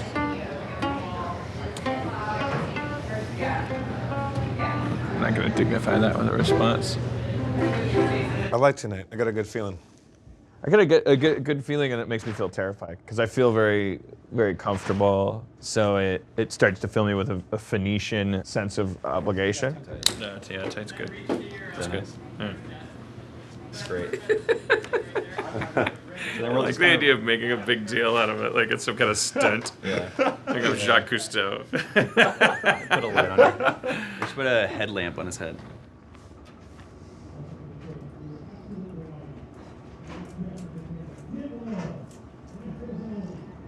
Music City. Cheers. According to Joseph Campbell, it's either tonight or the next stop where we cross a threshold. So, and that we don't know what that means. It could be anything.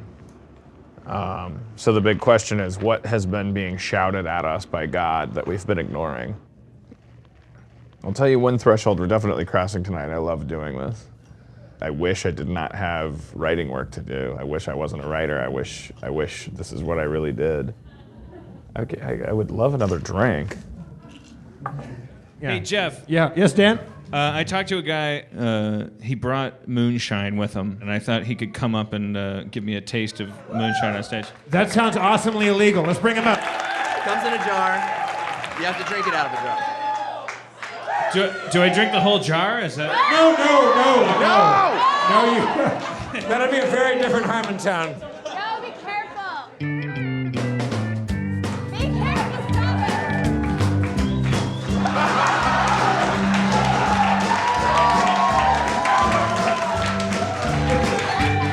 Well, I'm proud to be from Nashville, in the birth of the music scene. I'm drinking white lightning thunder, and you know my mother knows what you mean. Yeah, I gasped a little bit because you kept. Have you ever drinking moonshine before? No. It's good. The second sip tastes better than the third. Yeah. Wait. No, it's like, you know what it tastes like, and I don't mean to be... I tell you, it tastes like a fight with my girlfriend. It tastes like tonight Aaron and I are gonna have a fight. No, you could probably run your car on this. So they're off stage. D&D begins. Time to bring up our dungeon master, Spencer Crittenden. So you bring him up. Kathy, Dan's girlfriend, Maureen Sedana, Aaron. Do you remember D&D though? No. Can you fly? You're a wizard, right? A lizard? A wizard. I'm sorry, Dad. I've had a lot to drink. Well, you... Can I grab your moonshine? Can I take your moonshine? You're hitting that pretty hard, man. This jar is like half empty. All right, Dan, this is where we left off. Dan, are you okay? Yeah. You're hanging by a thread over there. Give me one more sip of the. Are you happily drunk right now, or are you concerned? Well, I want to make sure that the audience tonight got their fill, like their ticket price fill. We got to make sure that everybody got what they wanted to get tonight. How do we do that? We take them on a bear hunt. Oh God. We're going on a bear hunt. Hey, what's going on here? Yeah. I am terrified. Oh, there's a river. We're going across the river. I don't see a bear anywhere yet. Oh my God. What on earth? Oh, we're in the other river. Oh, there's a tree. Time to climb this tree. I like how the people in the back are refusing to climb the tree. What is happening? It's a kindergarten thing. Yeah. It is. I don't see a bear. All right, come back down. Oh shit! There's a bear! Oh fuck! I don't remember how the rest of it goes. I just remembered that this happened. I'm so embarrassed. Like, what? Do we lift it for the podcast listener, or what? I mean, we lift it all, right? We have to lift it all. God damn it! How embarrassing. I'm gonna work the crowd. Okay. Can we get Dan the chest GoPro camera? All right, here we go. This is gonna be a fucking fiasco. I know it. What's your name? Haley. Haley. How do you know when you're finished? All right. Yeah. You need some help. Dan, it seems like you're afraid of human connection right now. What's your name? Matt. Matt. I don't think so. I feel like you're glossing. Work in the crowd. You're glossing over real humanity out there, Dan. What's your name? Jonathan. These poor people in Nashville just watched a guy like just drink himself to oblivion. It's not fair. I work the crowd. All right, Jeff.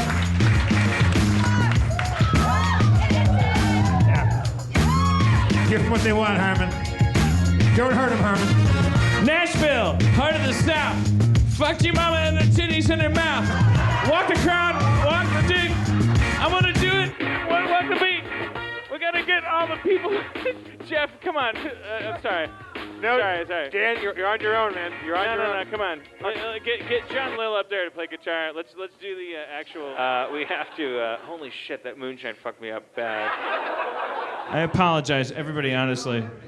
All your money will be sitting in a pile. You can just take whatever you thought tonight cost you. I mean, either my job is to get that drunk and be really entertaining, like either I'm John Belushi or like I'm unprofessional, you know? And I don't think I have it in me to be John Belushi.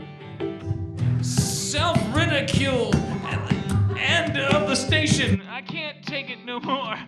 I feel like a bad person. Oh, shit.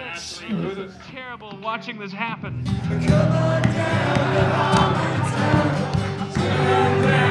Upside down, bitch. Just revising history. If you were in the Nashville audience, you know a secret. You know that man can fail.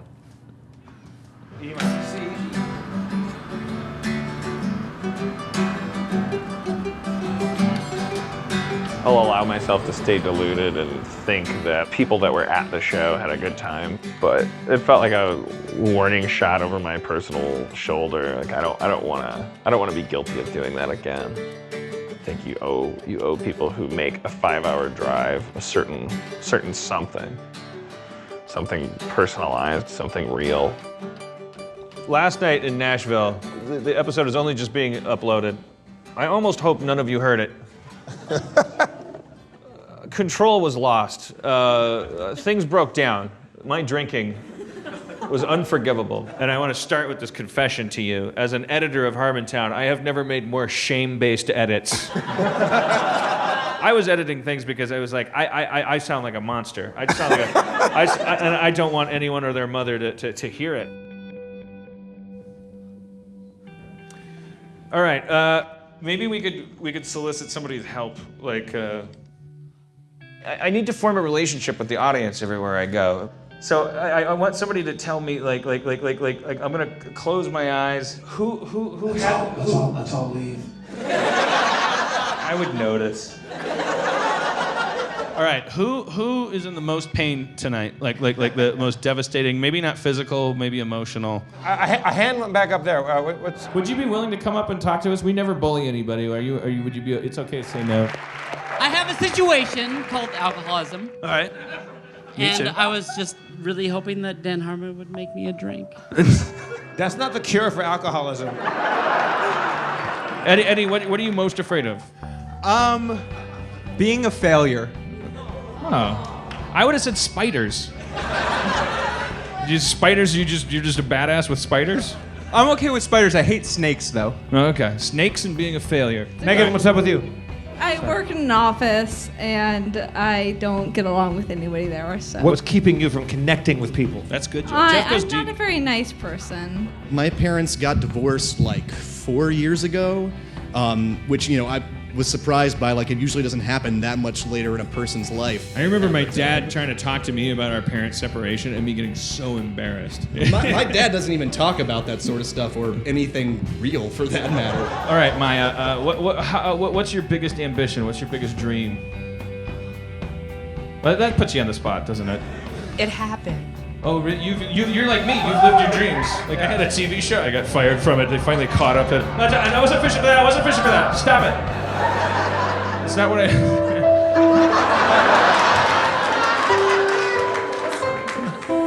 Mommy, why did NBC fire me? Snakes! No! Oh, well, that explains everything. We're not so different, Eddie Geller.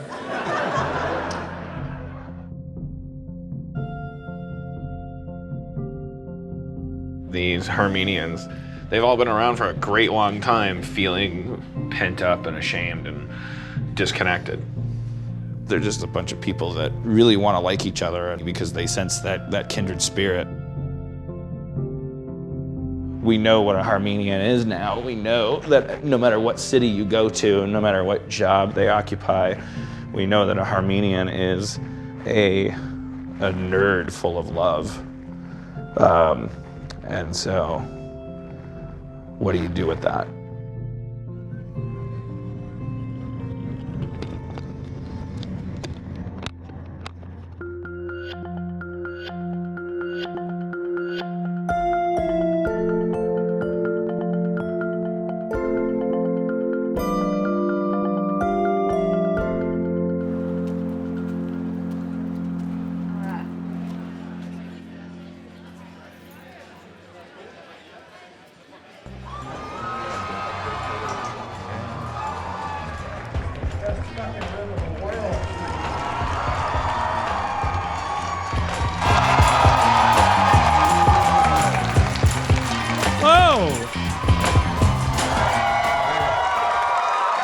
All I can do is fuck it up. That's it.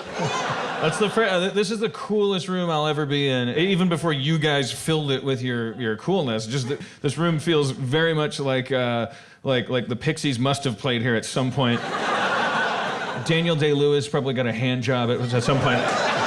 It looks like a town hall. Like it's got this wooden stage. Jeff's podium was sanded out of Abe Lincoln's casket. There's still a top hat in a drawer. That's what Lincoln wore, right? A top hat. He was known as the fancy president. Boy, it's good to get. Yeah, stovetop. Thank you. So somebody bothered to yell out a correction on the type of hat that Abe Lincoln wears. And now the audience is cheering that person for correcting the Abe Lincoln. Yeah, but for those of you who've listened to the podcast, especially on our tour, people popping off from the audience is a huge staple of our diet up here. Well, let's not Springer them. You know, let's not wind them up. Yes, it's true, Jeff, that eventually people do tend to get riled up and yell things out, but we can't. Let's go to shut the fuck up. All right, I will come out there and I will beat the fuck out of you. I'm not intimidated by this city. Fuck you too. Can't understand you. Can't hear you. I don't care. It's Spike Lee shot stuff here. Doesn't matter to me. Yeah.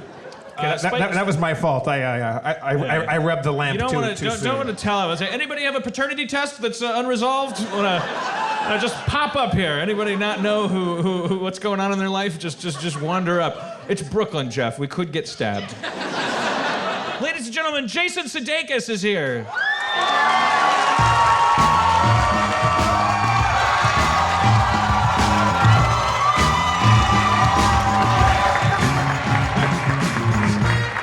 Tell us something criminal about Lorne Michaels. Something that would get you in a huge amount of trouble. Something that would be in TMZ tomorrow if you said it. Yeah. Something just like something horrible that would profit you nothing and cost you everything. Yeah.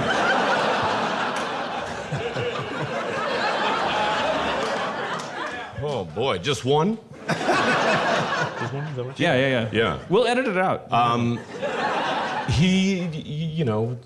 Sandusky took the fall for him.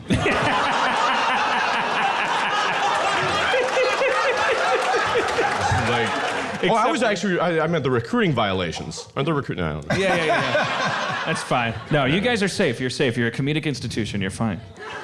So Dan, name a couple of your favorite Jason Sudeikis sketches from the last season or two. I mean, you've known him for a good long time, right? I like his Joseph Biden impression. All right. Does NBC own that? Am I gonna? Do I have to license that? Joe Biden has to ask NBC if he can do it. It's bad. It's Comcast. Jason, I have a question. So when a new political figure comes on the scene and you kind of look like that person, is it like the greatest day of your life? Where you're like, oh, I fucking got Biden. I mean, it's a long way from just Chevy Chase just going out there and falling down, or like Dan Aykroyd. Yeah, we'll never get back there again. Jimmy Kurt. No. By the way, can I? Oh, that's right. You know him. Yeah. I texted him, I'm doing my show in Brooklyn tomorrow night. Are you in New York? And 3 hours later, he texted back the word country. It's... How do you spell it?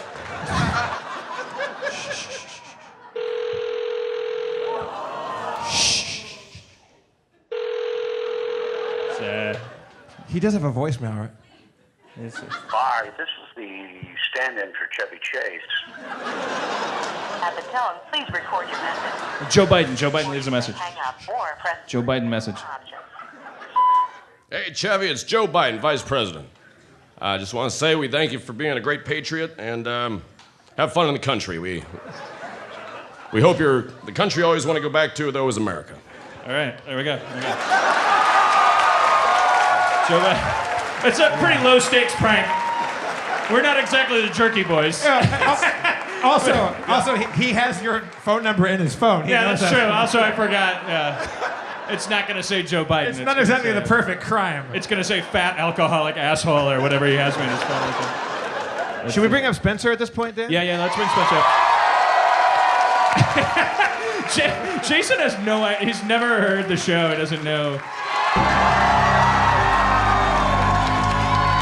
Standing ovation for Spencer. I wasn't asking for it, I was recording it. Spencer is our dungeon master. He plays Dungeons and Dragons. Oh, great. After facing down a nigh-naked foe with a wicked whip, the party gained access to a room full of lockers. They found treasure from a loot of charming, to some beads of force, to some magic arrows. Using a magical staff they found, the party ascended through some sort of hatch in the floor.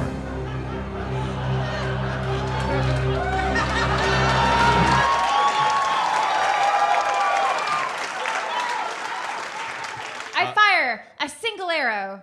I use all of my focus, and also I'm really beautiful while I'm doing it. At this point, you've accrued many magical arrows. So which one? You got non-lethal arrows, good aligned arrows, sleep arrows, You or have V this arrows. memorized? I don't understand what's happening. I'm a dungeon master. Yeah. That's amazing. Oh, shit! I'll take his high fives. I'll take all of his high fives. Yeah! Give him half. Oh. Give him half of the high fives. Here, those are from those guys. There you go,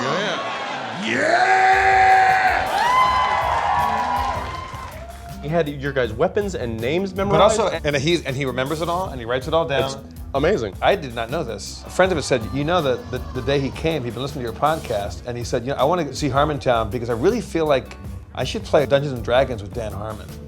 He came to the show with the intent of meeting him and doing D&D with him. That's incredible. Gonna do a low stakes, gentle stage dive. Just gonna go up to the edge and make it come alive. Gonna crawl like a little dog paddle. Gonna just go out there. It's gonna be like a raffle. Like, they're very, very careful.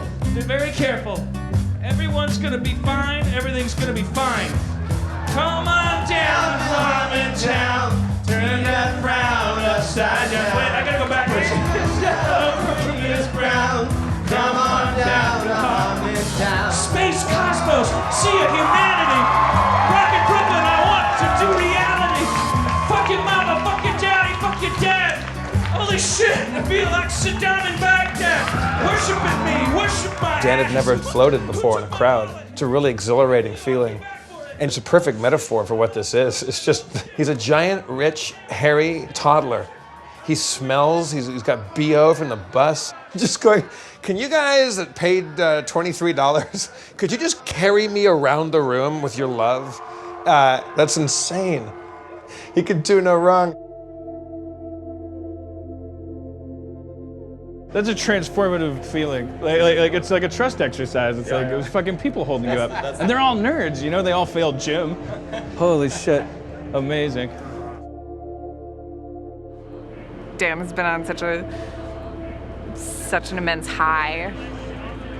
There's so many people who came out, were so kind and so responsive and so loving, and I love you and thank you so much because he has given hope to all of us who are self-destructive and who are depressed and who are anxious and who don't fit into normal society.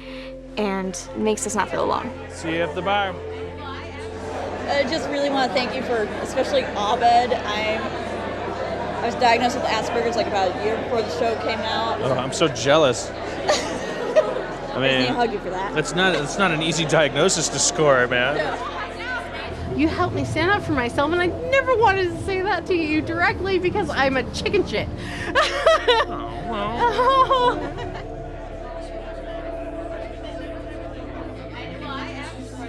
Every hero gets what they want, but the big question is, what do you do with it? You got where you thought you wanted to go, but so what? Dreams come true! Dreams come true in Brooklyn! Community's a wonderful show. He's a tortured genius and a wonderful eye for talent for DMs. Like, Take care. Spencer signed my D20. Can you take a picture of us and Spencer? Yeah. Radical. Want me in the middle or? In the middle. Spencer, I love you. You're the greatest. Thanks. All right. What's your name? Chris, nice to meet you, Chris. I love your DM style. It's very fantastic. Gingers love you. It's just gonna boil down to me. You wrote a Tumblr post a few days ago that got a lot of attention. Oh, yeah. And in it, you kind of identified yourself as an introvert. Do you think that this tour has helped you socially, or has it hindered you? Has it hurt you? I think most of the essence of it is that I don't make small talk very well, but I've kind of had to because people just stand near you. The picture that you painted in that post of what it's like after the shows, it's not something that I was like, oh, sign me up. I'd love to do that. You know? Yeah.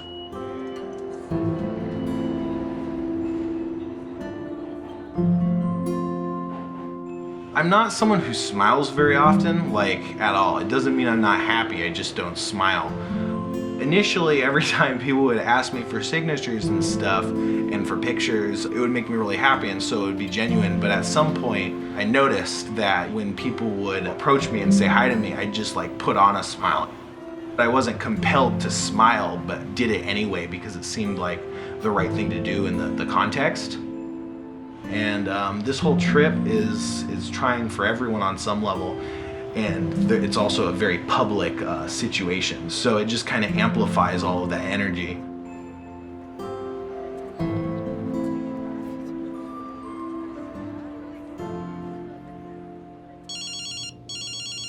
Hello. Hey, Dan, I have the studio and network ready for the notes call, if you're ready. I'm all set, thanks. Hello? Oh, hey guys. How are ya? I'm good, thank you. Good. Well, we really enjoyed the script, Oh, great. It's great to hear. but of course we have comments, so we'll share them. The first thing is super small. On page 2, we just wanted some short description of Tammy. Great. And when Spencer is sort of trying to tell him, oh, okay, I did it with your mom, it just seems like, I don't know. It was just weird. Okay. On 43, we didn't know what an urban zing was. Is that a thing? Jack wasn't actually trying to say anything about her mom. He was. So it's sort of like a your mother kind of thing? Yeah. We didn't get that. On 45, on 48, small thing. On 52, 54, it's just the tiniest note ever. Got it. And then the last thing, when he starts singing the song, we just didn't get why this act on his part would turn her. Yo. Like, why would that show her why she should stay? Right, got it. So that's all we got. Okay, great. Hurry up. When do you need this, guys? Can you do it now? Stay up all night if you have to, and get us something tomorrow. Yeah, I get the message. Okay. Thank you, sir. Bye-bye. Thanks, Dan. Bye.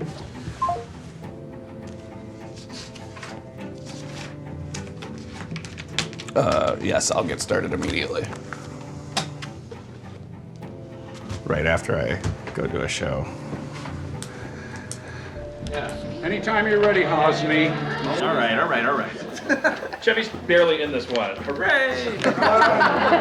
I'm not in it at all. We thought you were talking about your index finger. All right, cold open, fade in, anthropology classroom. The classroom is in full for final. Dan and I went through a valley where we weren't talking to each other for a year. but I knew he was doing something with Sony and NBC, and more often than not, these things never go anywhere. I went through a lot of ups and downs and things, and I just kept writing pilots, and eventually one stuck, and that was Community. You're lucky, Jeff. It's not too late for you. Have a family. Share your life. Pierce, who did you call last week after you farted on Vaughn? You. And who did Abed call after that squirrel stole his hot dog? Me. That's sharing your life. If you have friends, you have family. If you look at Community, it is full of hope, and it is full of people like in real life who are broken, who are trying to do better. And I think that speaks to a lot of people who sometimes feel overlooked or lost, that you can really create some kind of community. Probably most of our favorite person, Dan Harmon.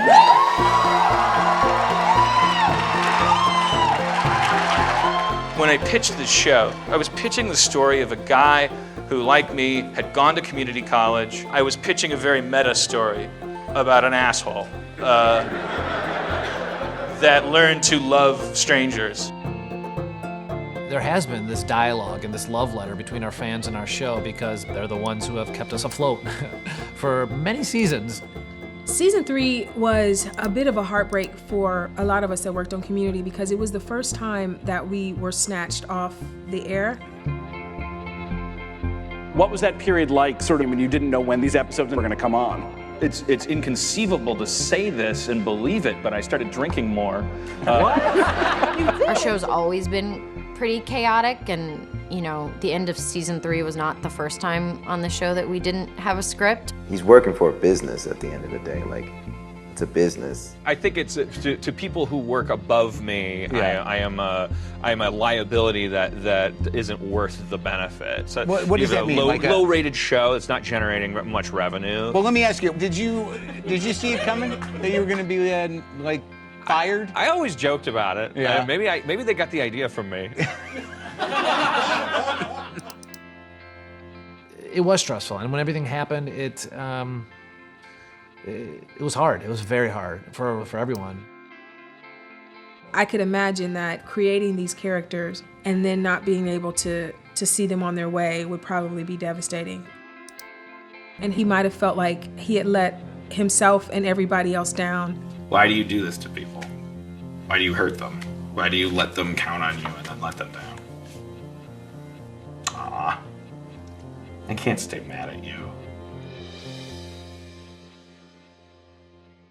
So Alex, Dan and Aaron were about to talk about a little spat they had today, which I know nothing about. Maybe you could counsel them right now through this. Maybe you could mediate through this crisis. Yeah, well, that's not a bad idea. To hear about it. So I was talking to two fans about glass blowing, foregoing the opportunity to write a TV show, being a hero, really. Right, of course. My girlfriend comes up to me and she says, I don't know if you wanted to go or if you don't want to go, but the van's leaving. I was also listening to them about glass and like the lightning striking the sand and that making like these big branches of glass and things. It was cool. And I was tired, so I was like, oh, well, I'm going to let Dan know that I'm going to go. Maybe he'll want to go too. And she goes like, well, the van is, there's another van, the van, and I don't care. I'm talking to guys about glass blowing. And you love glass blowing. I did that night. Like, really think about it. Like, my first question was, do you just take a bunch of sand and heat it up? Does it turn into glass? The answer is no, Jeff. Well, Dan's big thing is don't tell me what to do. You can't tell Dan what to do. You can't tell what Dan what to do. Like, I mean, you can, but it can get pretty fucking uncomfortable. So then what happened, the thing that really causes the fight is the tour manager comes up to me and says, hey, Dan, so there's a van leaving now, and there's a van leaving in 15 minutes. Which one do you want to be on? And when I see him telling it to Aaron, I was going, huh? You hear how easy that is? It's rude. Yeah, well, fuck you guys. And then I went back to the hotel room, and I was crying in the bathroom. I would have been up here tonight teaching motherfuckers how to blow a bottle out of dirt. He has the ability to, like, really perfectly, succinctly word things that cut right through you. It escalated from there, and Dan tore me a real good one. He said a lot of mean things to me, including the C word. It made me feel pretty worthless. Okay, so by in a roundabout applause, way- by applause, should they break up or stay together? We're staying together no matter what. That's the problem. I'm never going to leave her, and if she leaves me, I'll kill myself. Before you did the tour, did you consider the implications that even just the stress of being on the road might have on your relationship? I mean, it makes total sense. Like my dad, who's a preacher, when we were growing up, he would not be around sometimes because he would be at someone's house praying with them, or he would be staying after church. And I remember like feeling really jealous because I was like, gosh, if I was a stranger, I feel like he would give me more attention right now. This tour is Harmontown. So it's about him. Everyone's focus is on him. So he is also just totally focused on him. So if I'm upset about something, like it really is just my problem. Oh my God, this is Harmontown! Let's hear it one more time from the mayor, Mr. Dan.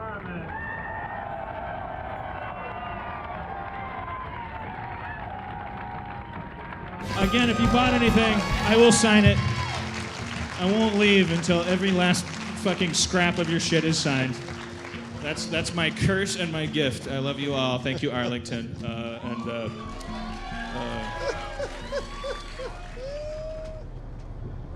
I told 300 people that you called me a cunt, and now thousands. Yeah, that was the best you could do. Like that hot button makes them go. That was not the best I could do. I could have said more.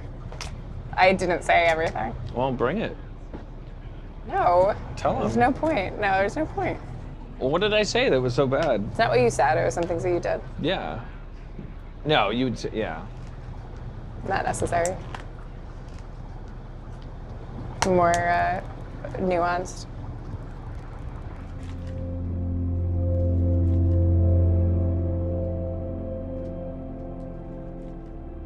I definitely tend to relive the same relationship cycle over and over again. I think my mom probably formed my opinions about women. Everyone's mom is the first woman they meet, and their dad's the first man, so you're like, okay, here's how men and women interact. My dad would hit us with a belt if we had like a felony offense. My mom handled the misdemeanor offenses with more just kind of spontaneous slaps across the face. My only recourse in that household were some of the craziest people there were. And I catch myself being incredibly like abusive to Erin, like verbally and emotionally, like when she starts to remind me of my mom, like the idea of now she's got notes on my behavior. There's always a new way for me to improve the way I deal with her. And I turn into this, if I've had enough drinks in me, I can turn into a like bone-chillingly dispassionate Hannibal Lecter, Kevin Spacey in Seven. I shift into this persona that is sociopathically kind of gleeful at the kind of like disconnection that I feel. You know what I mean? Like I Is that what she was talking about last night? And she said, "It's not what you said, it's what you did." Yeah.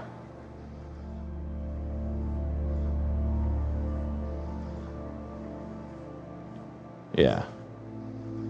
Because you can feel that I'm looking at someone like they're an insect, you know? Like I turn everything off. There's no conscientiousness like standing between me and saying something with the direct intent of like humbling someone. The abuse is in the behavior. It's the glare and the just flaunting like the fact that I don't feel anything.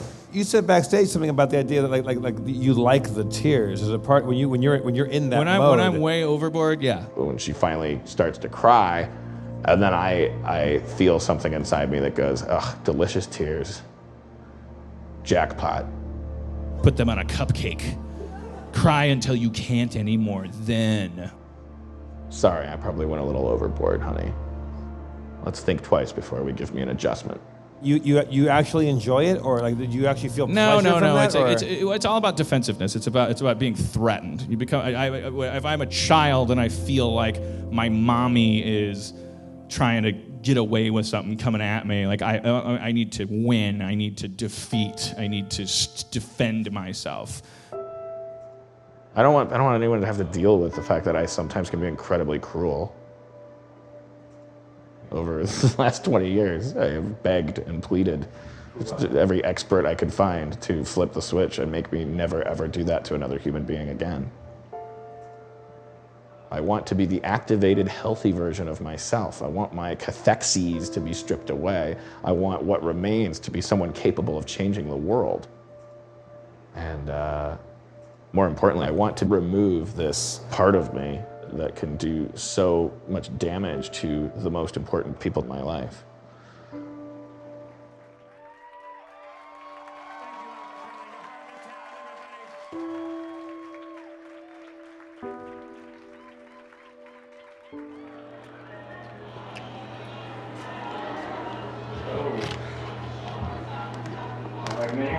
Yeah, go ahead. I gotta hit the merch table.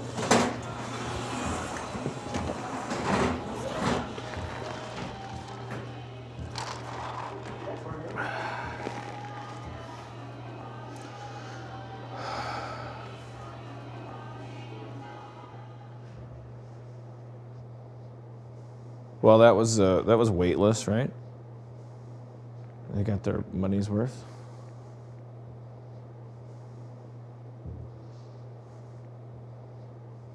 I can't think of anything that I have left that I have to hide from people that I'm doing a show for.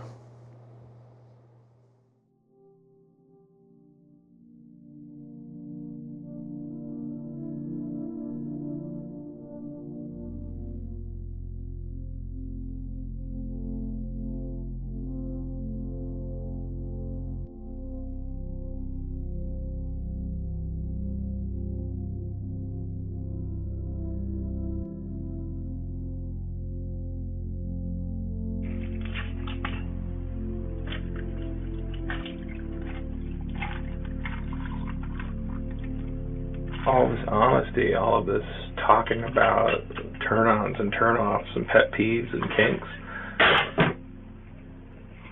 What is that? Why is that important? What's the best you could hope for when you're doing that?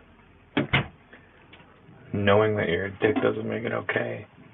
It's wonderful. It's a beautiful thing to see a dick admit he's a dick. It's fantastic because it's usually followed by someone not being a dick anymore. Someone growing up. So now we have this new thing in our society with ear cameras and blogs and tweets and reality shows and no wars. We have 250 million man-children figuring out what makes them a dick and celebrating it, and nobody growing up and not being a dick anymore.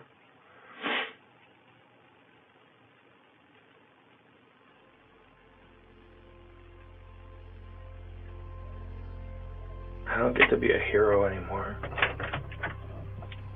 I have to deal with the fact that I've gotten everything that I want.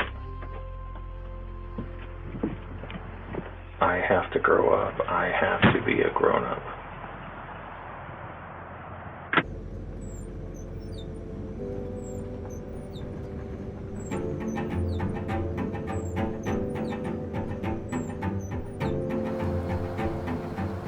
I need to jump onto this pilot and complete it in time to, I mean, I'm already kind of fucked, but if I can get them something, I might still have a chance of being one of the candidates. This is something that I could probably get Erin's help with, and it'll help me to talk to somebody else, and she might enjoy that.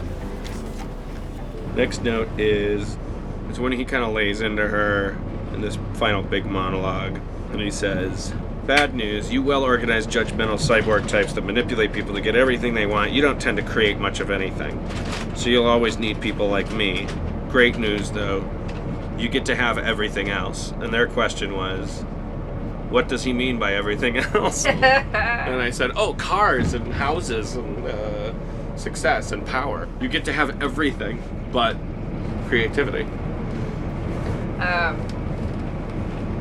So can you list those things? Money, power, control, private islands. Or you hunt humans for sport. All right, done with that. Okay, last note is actually probably the toughest of the bunch. Jack starts singing the song. Why would this act on his part turn her? What if he says to her, like, you can't turn your back on your passion, on your art form? Yeah, she needs to say... She says, well, like you did. Yeah. That means he'll change, right?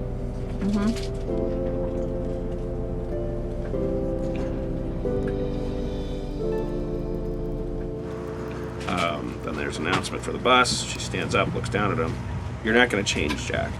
Dad. That's your whole deal, right? You don't change for anybody. You get to have your integrity, and everyone else gets to have everything else. See ya. She starts to walk away. And that means he'll change. Yeah. He's capable.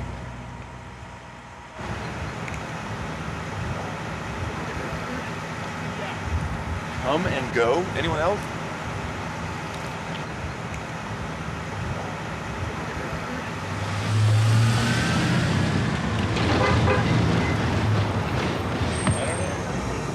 Your establishing shot is over.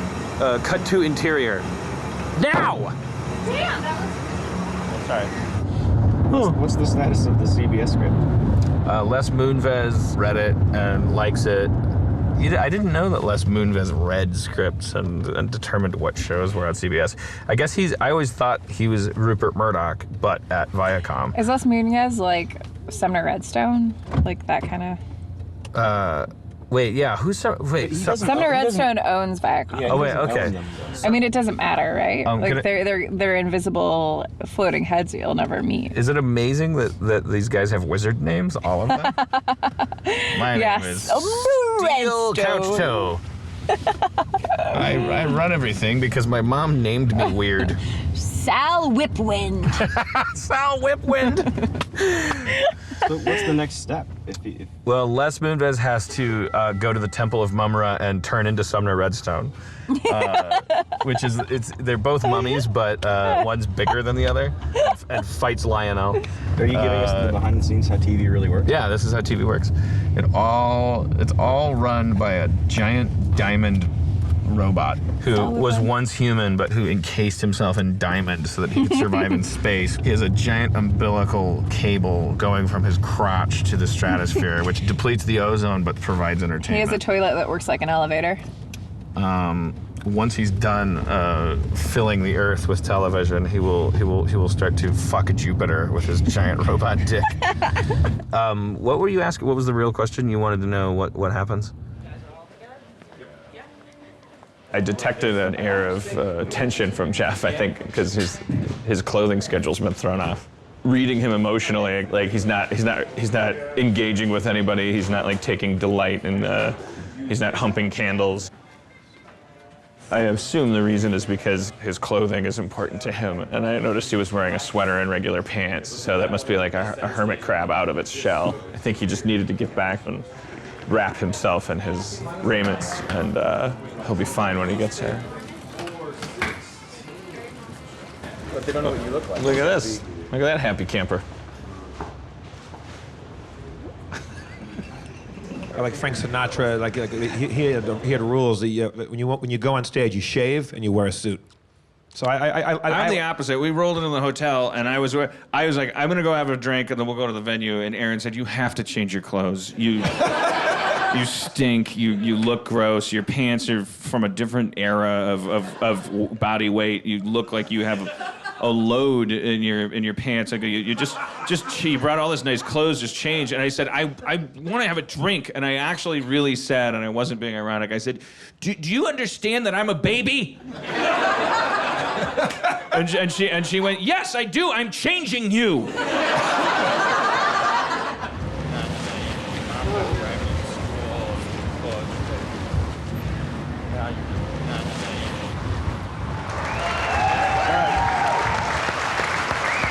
my hero and mentor who taught me not only improv but in comedy sports how to be a cool, good person and have respect for the audience. Bob Orvis, can you come up to the stage?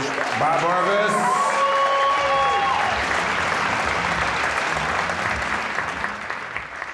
You were always talking about Andy Kaufman, and he also just wanted the audience to have a good time, and sometimes he thought that involved the sacrifice of himself. I had to get used to with this show, especially doing it on the road. I'm out of this comfort zone. I usually do it in the back room of a comic book store. I had to get used to the fact that they're here for anything. Like, they'll forgive anything. And we've experimented like mad with that concept. So it's funny. Like, I took this class in LA. It was like an acting class, but anybody can take it. It's like an image workshop where you go through all these weird exercises where you find out your essence, meaning how other people perceive you, and 85% of people who look at me from across an airport without me saying a word think I'm sarcastic. They think I'm an asshole. But you know what? The one thing that is really cool that I never said is Community has such a heart to it. And it's one thing about you, as cynical as you can fucking get, you always had a good heart, you know? I'm parked right there. So, good to see you. You look good, man. Look what you did. Oh, thank you.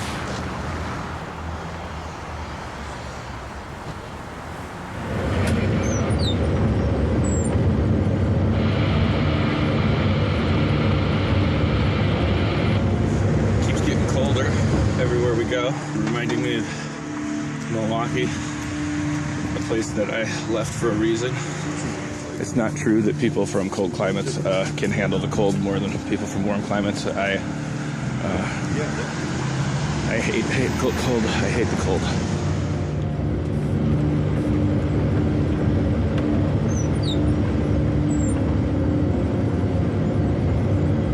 Oh, shit. What?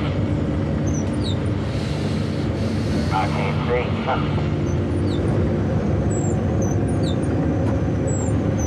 Windshield wipers on high, maybe I can break that ice off here. I got about an inch now. Some ice is still up on this thing.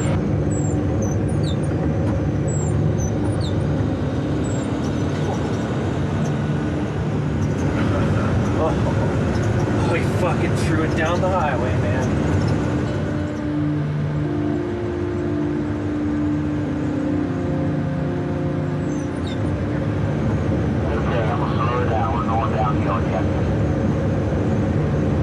There's the tour bus and he ain't slowing down.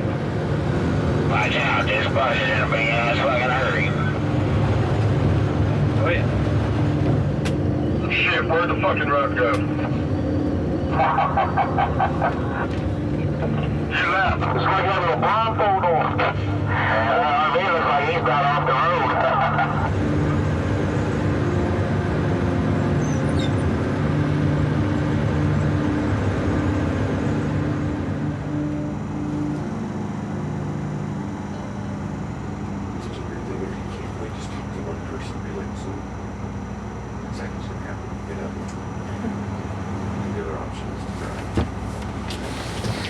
There's only one lane that's open. There's fucking boulders all over it. It's just a bunch of fucking people closing roads, you know?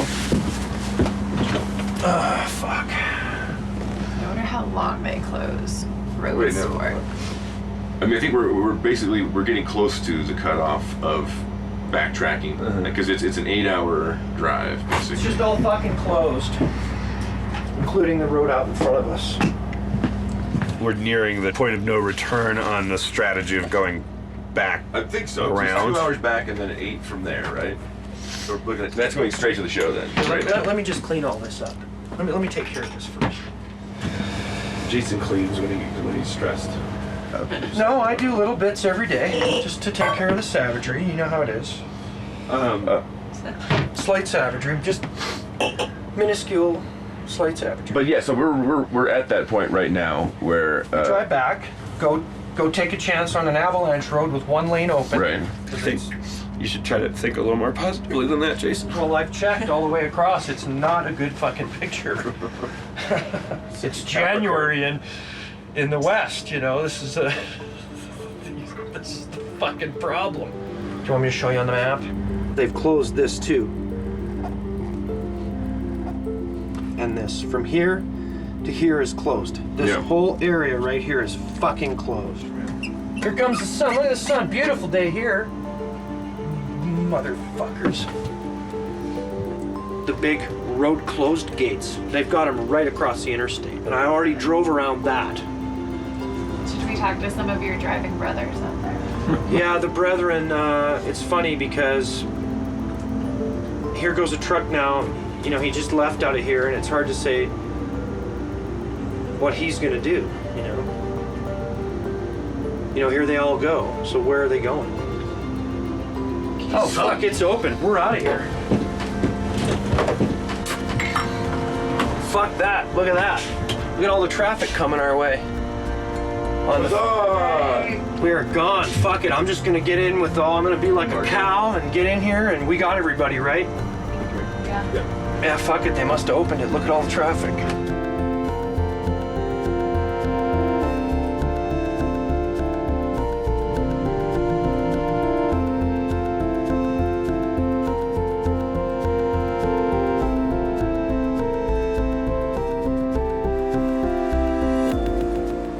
No fun.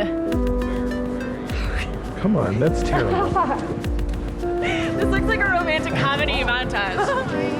We don't make balls. Nope. Should we make snow angels? 2, 1. Depending on where you put thresholds and calls to adventure and whatnot, we're closer to the end than the beginning. Also, I've been struggling with an epic realization that I am the villain of this story. And if that's the case, I think that Spencer Crittenden, my own dungeon master, may be the hero. He's certainly a hero. He has been plucked from the security of his parents' basement and whisked across a threshold into a strange land to which he has adapted, going down a road of trials, dealing with drunk dicks and adoring fans. He's met with the goddess of unconditional appreciation, and all of this has only caused him to realize how alone he will always be. It's very heroic sounding stuff, much more heroic than me, which makes me realize that I must kill Spencer, or he must kill me. So, Spencer, if you're watching, prepare to be destroyed. You're saying story structure-wise, he's on a journey. He's meeting the outside world. He's coming to grips with other people and what that means about him. So we're going to find out that he's the hero of this, like. And that makes me like Jafar. You know, I didn't mean to say it like Christopher Walken, but it's Jafar. That makes me like Jafar. Yeah, to his Aladdin. My story circle is a crystal ball. But now you're doing Jimmy Stewart. Well, I'm also Bane from Batman. Many people talk like this, Jeff. Because you also found out on the tour bus, driving here overnight, that Spencer's a better rapper than me. Spencer can rap better than you. Yeah. Yeah. That's not true. Well, that's spoken like a hero. Yo. Don't turn around. Don't turn around. Just behind you, always behind you. He's right no behind matter you. where you look, I'm always gonna be behind you. He just took his dick out. His dick is out of his pants right now. Gonna find you, flicking in the trees. I'm gonna find you. Come on down to Harmontown. Turn that frown upside down. Diversity. He is yellow, poop is brown. Denver. Come on down to Harmontown. You know I'm Spencer, I'm the dungeon master. If you mess with me, it's gonna be a huge disaster. Cause I'm 6'4" and I pack a bunch. But bitch, don't be asking what I had for lunch, because I'll tie you up with ropes and chains. And when we play in D&D, you know I hold the reins. Cause with a lightning bolt or a fireball, you best roll a climb check before you climb that wall. Oh shit! Come on down to Harmontown. Turn that frown upside hero. His yellow poop is brown. Jeff. Oh yeah, shit. I didn't know I was gonna have to rap now, but I will, because I was on the road and I had tried to kill the audiences when I was away in Seattle, but now there's a rap battle, and I know that Spencer is the man who's rising taller in the saddle. He sits high, his beard's hanging low. Dan's up there, and how long he'll last, I don't know. The altitude's so high. He's a kind of overweight guy. He had so much kettle vodka last stage, I think he might die. Oh, come on down to Harmontown. Pink pop. Chip chop down to Harmontown. Slip slop down to Harmontown. Yeah, that's fucking how you do it. All right. That's nice. Good job, Spencer. Spencer. Thanks, guys. Thanks. You broke your cherry, Spencer. Cherry, you did good. That's a reference over my head. Well, I like that. Yeah, how's it going? It's fantastic to have an awesome Dungeon Master being featured on the podcast. Thanks. Sorry you didn't get to see very much of it. But That's okay. We'll still follow the podcast, but I was wondering if I can give you a hug. Yeah, no problem. What's your name? Hold on. What's your name? I am Brayden. Okay, Renee. Nice to meet you. It's nice to meet you too. Thanks. And keep it up. Are you gonna come to the Whiskey Republic? Unfortunately, no. It's been a long day. All right. Yeah, I know the feeling. Well, take care. You seemed a little sad in your blog. I just get depressed. I mean, I've always got depressed when nothing happens, when everything's happened, when good stuff happens, when bad stuff happens. You said everyone could appreciate me, but no one can understand me. Like that realization, it's given me full permission to be who I am. Yeah. And then you're like, yeah, but who I am is still alone. I think that it's just personal relationships seem to be the most important, but I don't have very many. I'm just saying, like, people want you to be who you are. You're a hero to them because of your incorruptibility. They like what they see. They've liked what they've seen for a long time. Everybody that I've ever talked to since the first time we had you up on stage was going like, "Do you realize what you have here? Like, what? How did this happen?" It was like magic, you know? By going limp and letting shit happen, like, the show was open to this guy that wanted to Dungeon Master being our Dungeon Master. Here's the thing that I think saves me every time, and that I think saves all the people out there. Like, I truly believe about myself and about every single person in that audience that they want other people to be happy. You can be selfishly motivated, that's ego-driven, but that's as good as ego-driven gets, is when you go, I want to be the guy who makes people happy.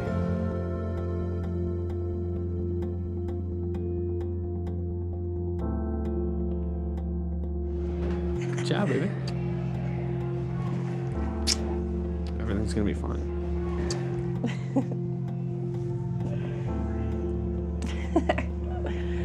Hi. Hi. Oh, babe, here's your Sharpie. Oh, I better hang on to this for signing.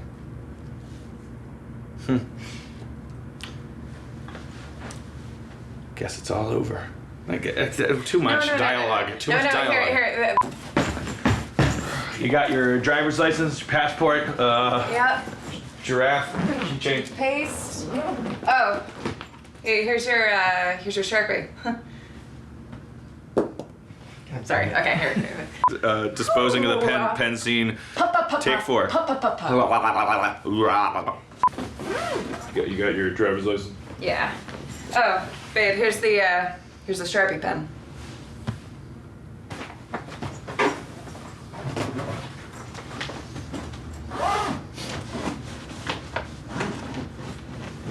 Superimpose shots of me signing a bunch of stuff.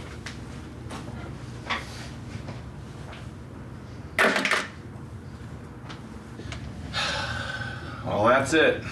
Set? Yeah. Yeah. You driving? No, I'm taking a bus. Oh, okay. Zelda. Yeah. Zoila. Zoila. Zoila, that's pretty. Yeah, thank you. Thank you, Zoila. Okay, have a nice day. Thank you. Okay, bye-bye. Bye. Take care. It's always awkward when you run into ex-lovers. She got you too? Joe, are you gonna fart? Dan, is that what that was? I'll never tell. That's something that's changed over the course of this trip. What? Dan. I have he's begun permitting myself to fart in front of Aaron. But more than that, it's become like kisses or like it's I don't know. So it's losing all its power. I'll tell you that much. It's not as funny anymore. Move it.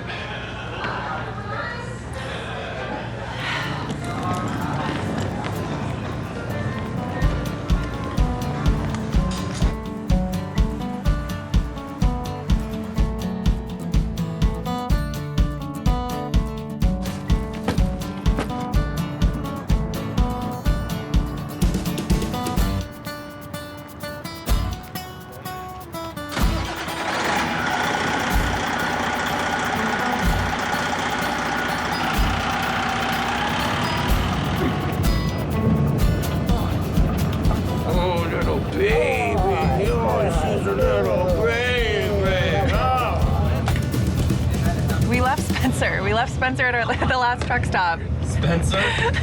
We forgot our most important person. How did we realize? Did he text you? All of a sudden I saw my phone ringing and it said Spencer, and I was like, we left him. Yeah. He's not calling from the phone. Nope. Yeah. Everyone was preoccupied. I was too busy looking at puppy training Oh my apps. God, what if he had left his phone on the bus? How long? Oh my God. No, we would have. Oh my God. Well, we would have assumed he was sleeping. Like, man, they got to holy shit, his parents would have assumed. Oh my God. He's like, no one will argue that he's the most important part of this tour and everyone's favorite person. Apparently, unconsciously, we would all argue. Apparently, deep down. Apparently, yeah, we all felt competitive with him. Maybe we were jealous of him. Maybe flirt with him a little more. See what happens next time.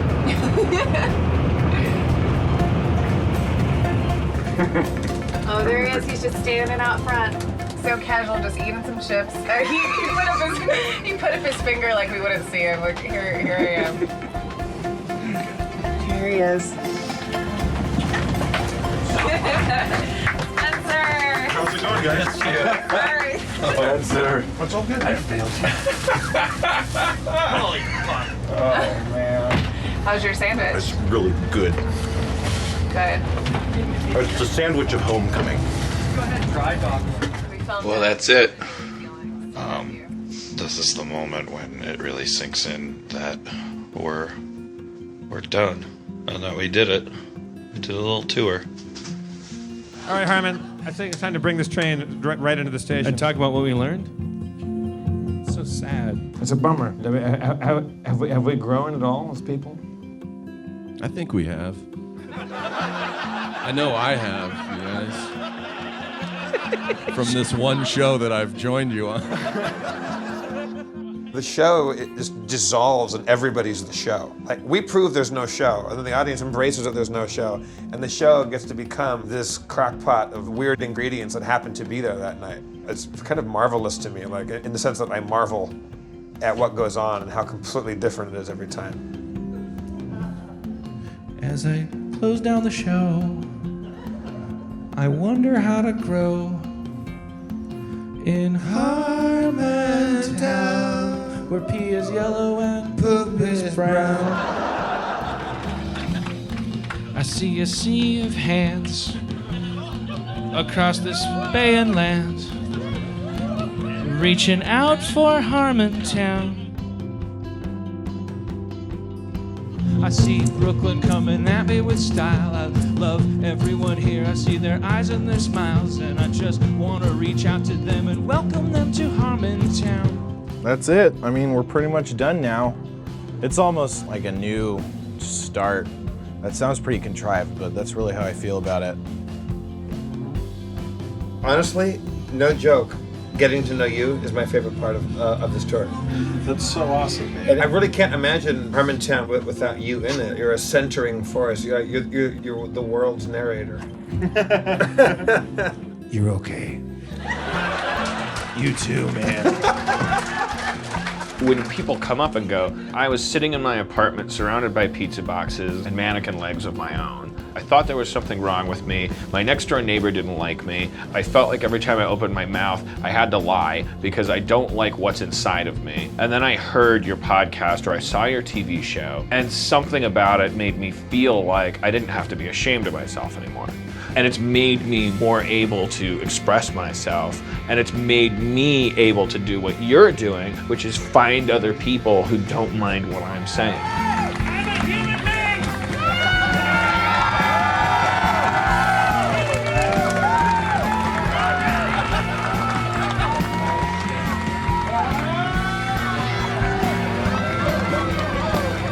We did it, America!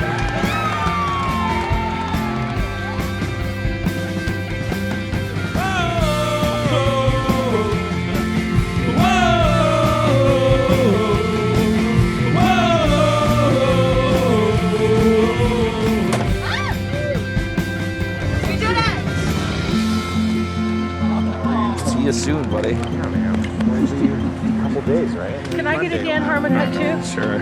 Oh, thanks for everything. They grow on trees.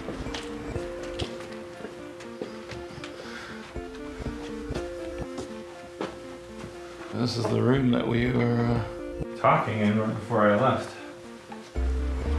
This is turning into a VO booth.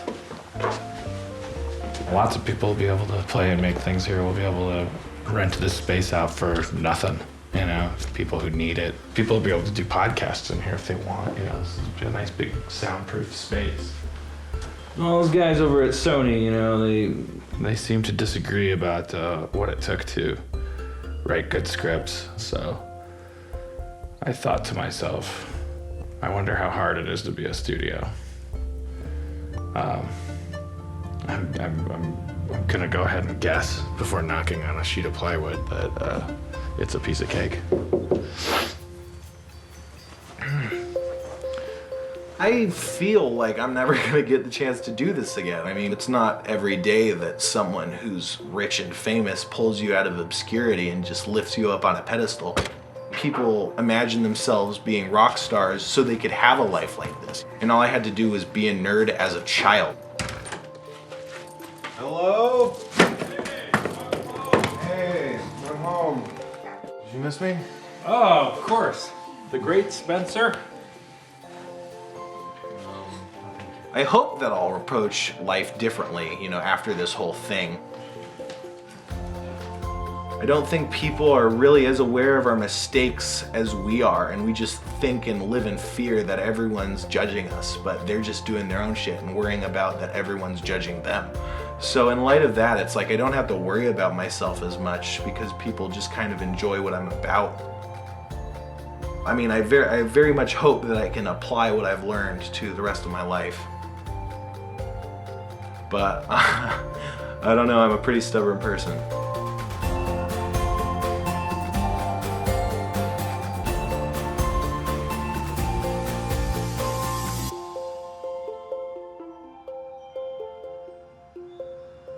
We're back in my bed, back with my kitty, who I missed very much. So, now that it's all over, tell me what you learned.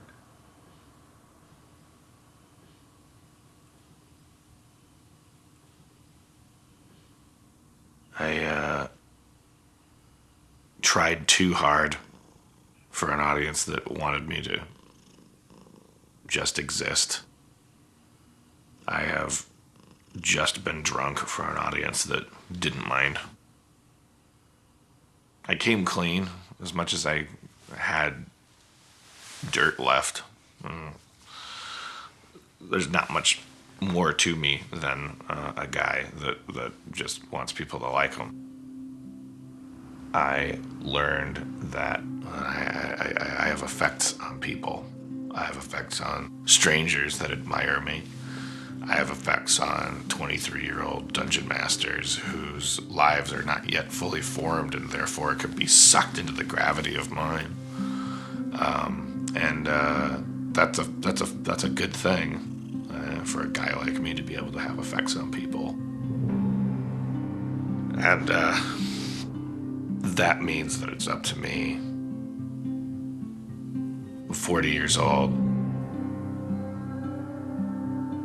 I have to like become responsible and I can move on to whatever the next step is.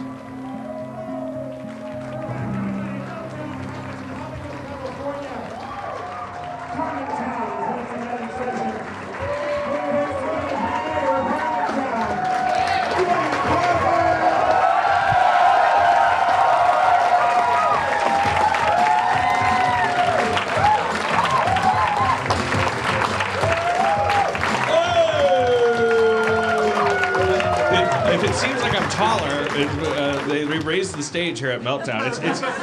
It's not just because I got my job back. I'm not like floating.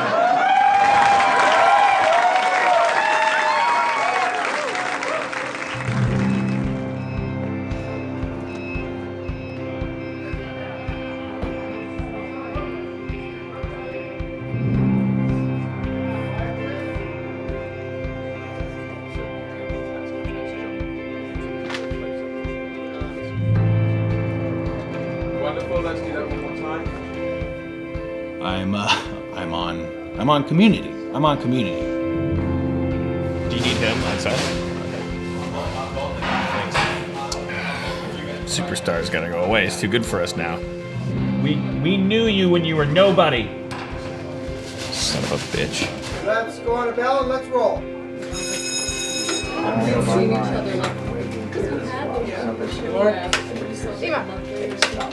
Stop at his ass. All right, here we go. Yeah. Guys, please. Ready and action. What do you think happens after you die? I don't know. You're lucky. All right, cut that very good. Cut.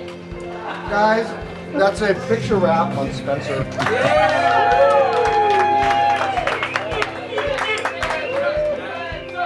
All that matters at the end of it all is the content on the screen for these 13 episodes. Doesn't matter what time slot we have, doesn't matter what our ratings are. I have to just work and make the show good. For me, It's a way of reaching out, touching people, making them happy. And that's the best kind of therapy I could get.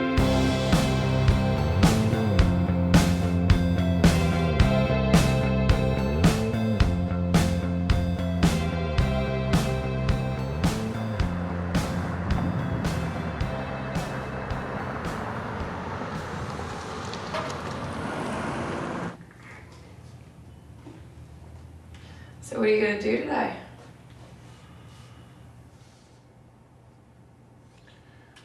I don't know. Credit song! There's a credit song you don't have to pay for. These are credits. Everybody's hanging out, not on weekdays. Everybody's legally clearable now. Credits. This is kind of a familiar sounding song, but the notes have changed and the days too. Everybody's hanging out on weekdays. Everybody's hanging out forever. You want a small slice of my coronary artery? You better get to the beginning. You want to participate in entertainment? Come on, infant. Hey! Everybody's doing stuff on the weekdays. Thursday's okay with me. Everybody's got a flaming sword dick. It's just you and my kitty cat and me. Aww. MCMXCVII. All rights reserved. Any similarities to fat, alcoholic, unemployed writers is not coincidental and is freely given with the subject's permission. Bling! Logo. Neil Berkeley logo.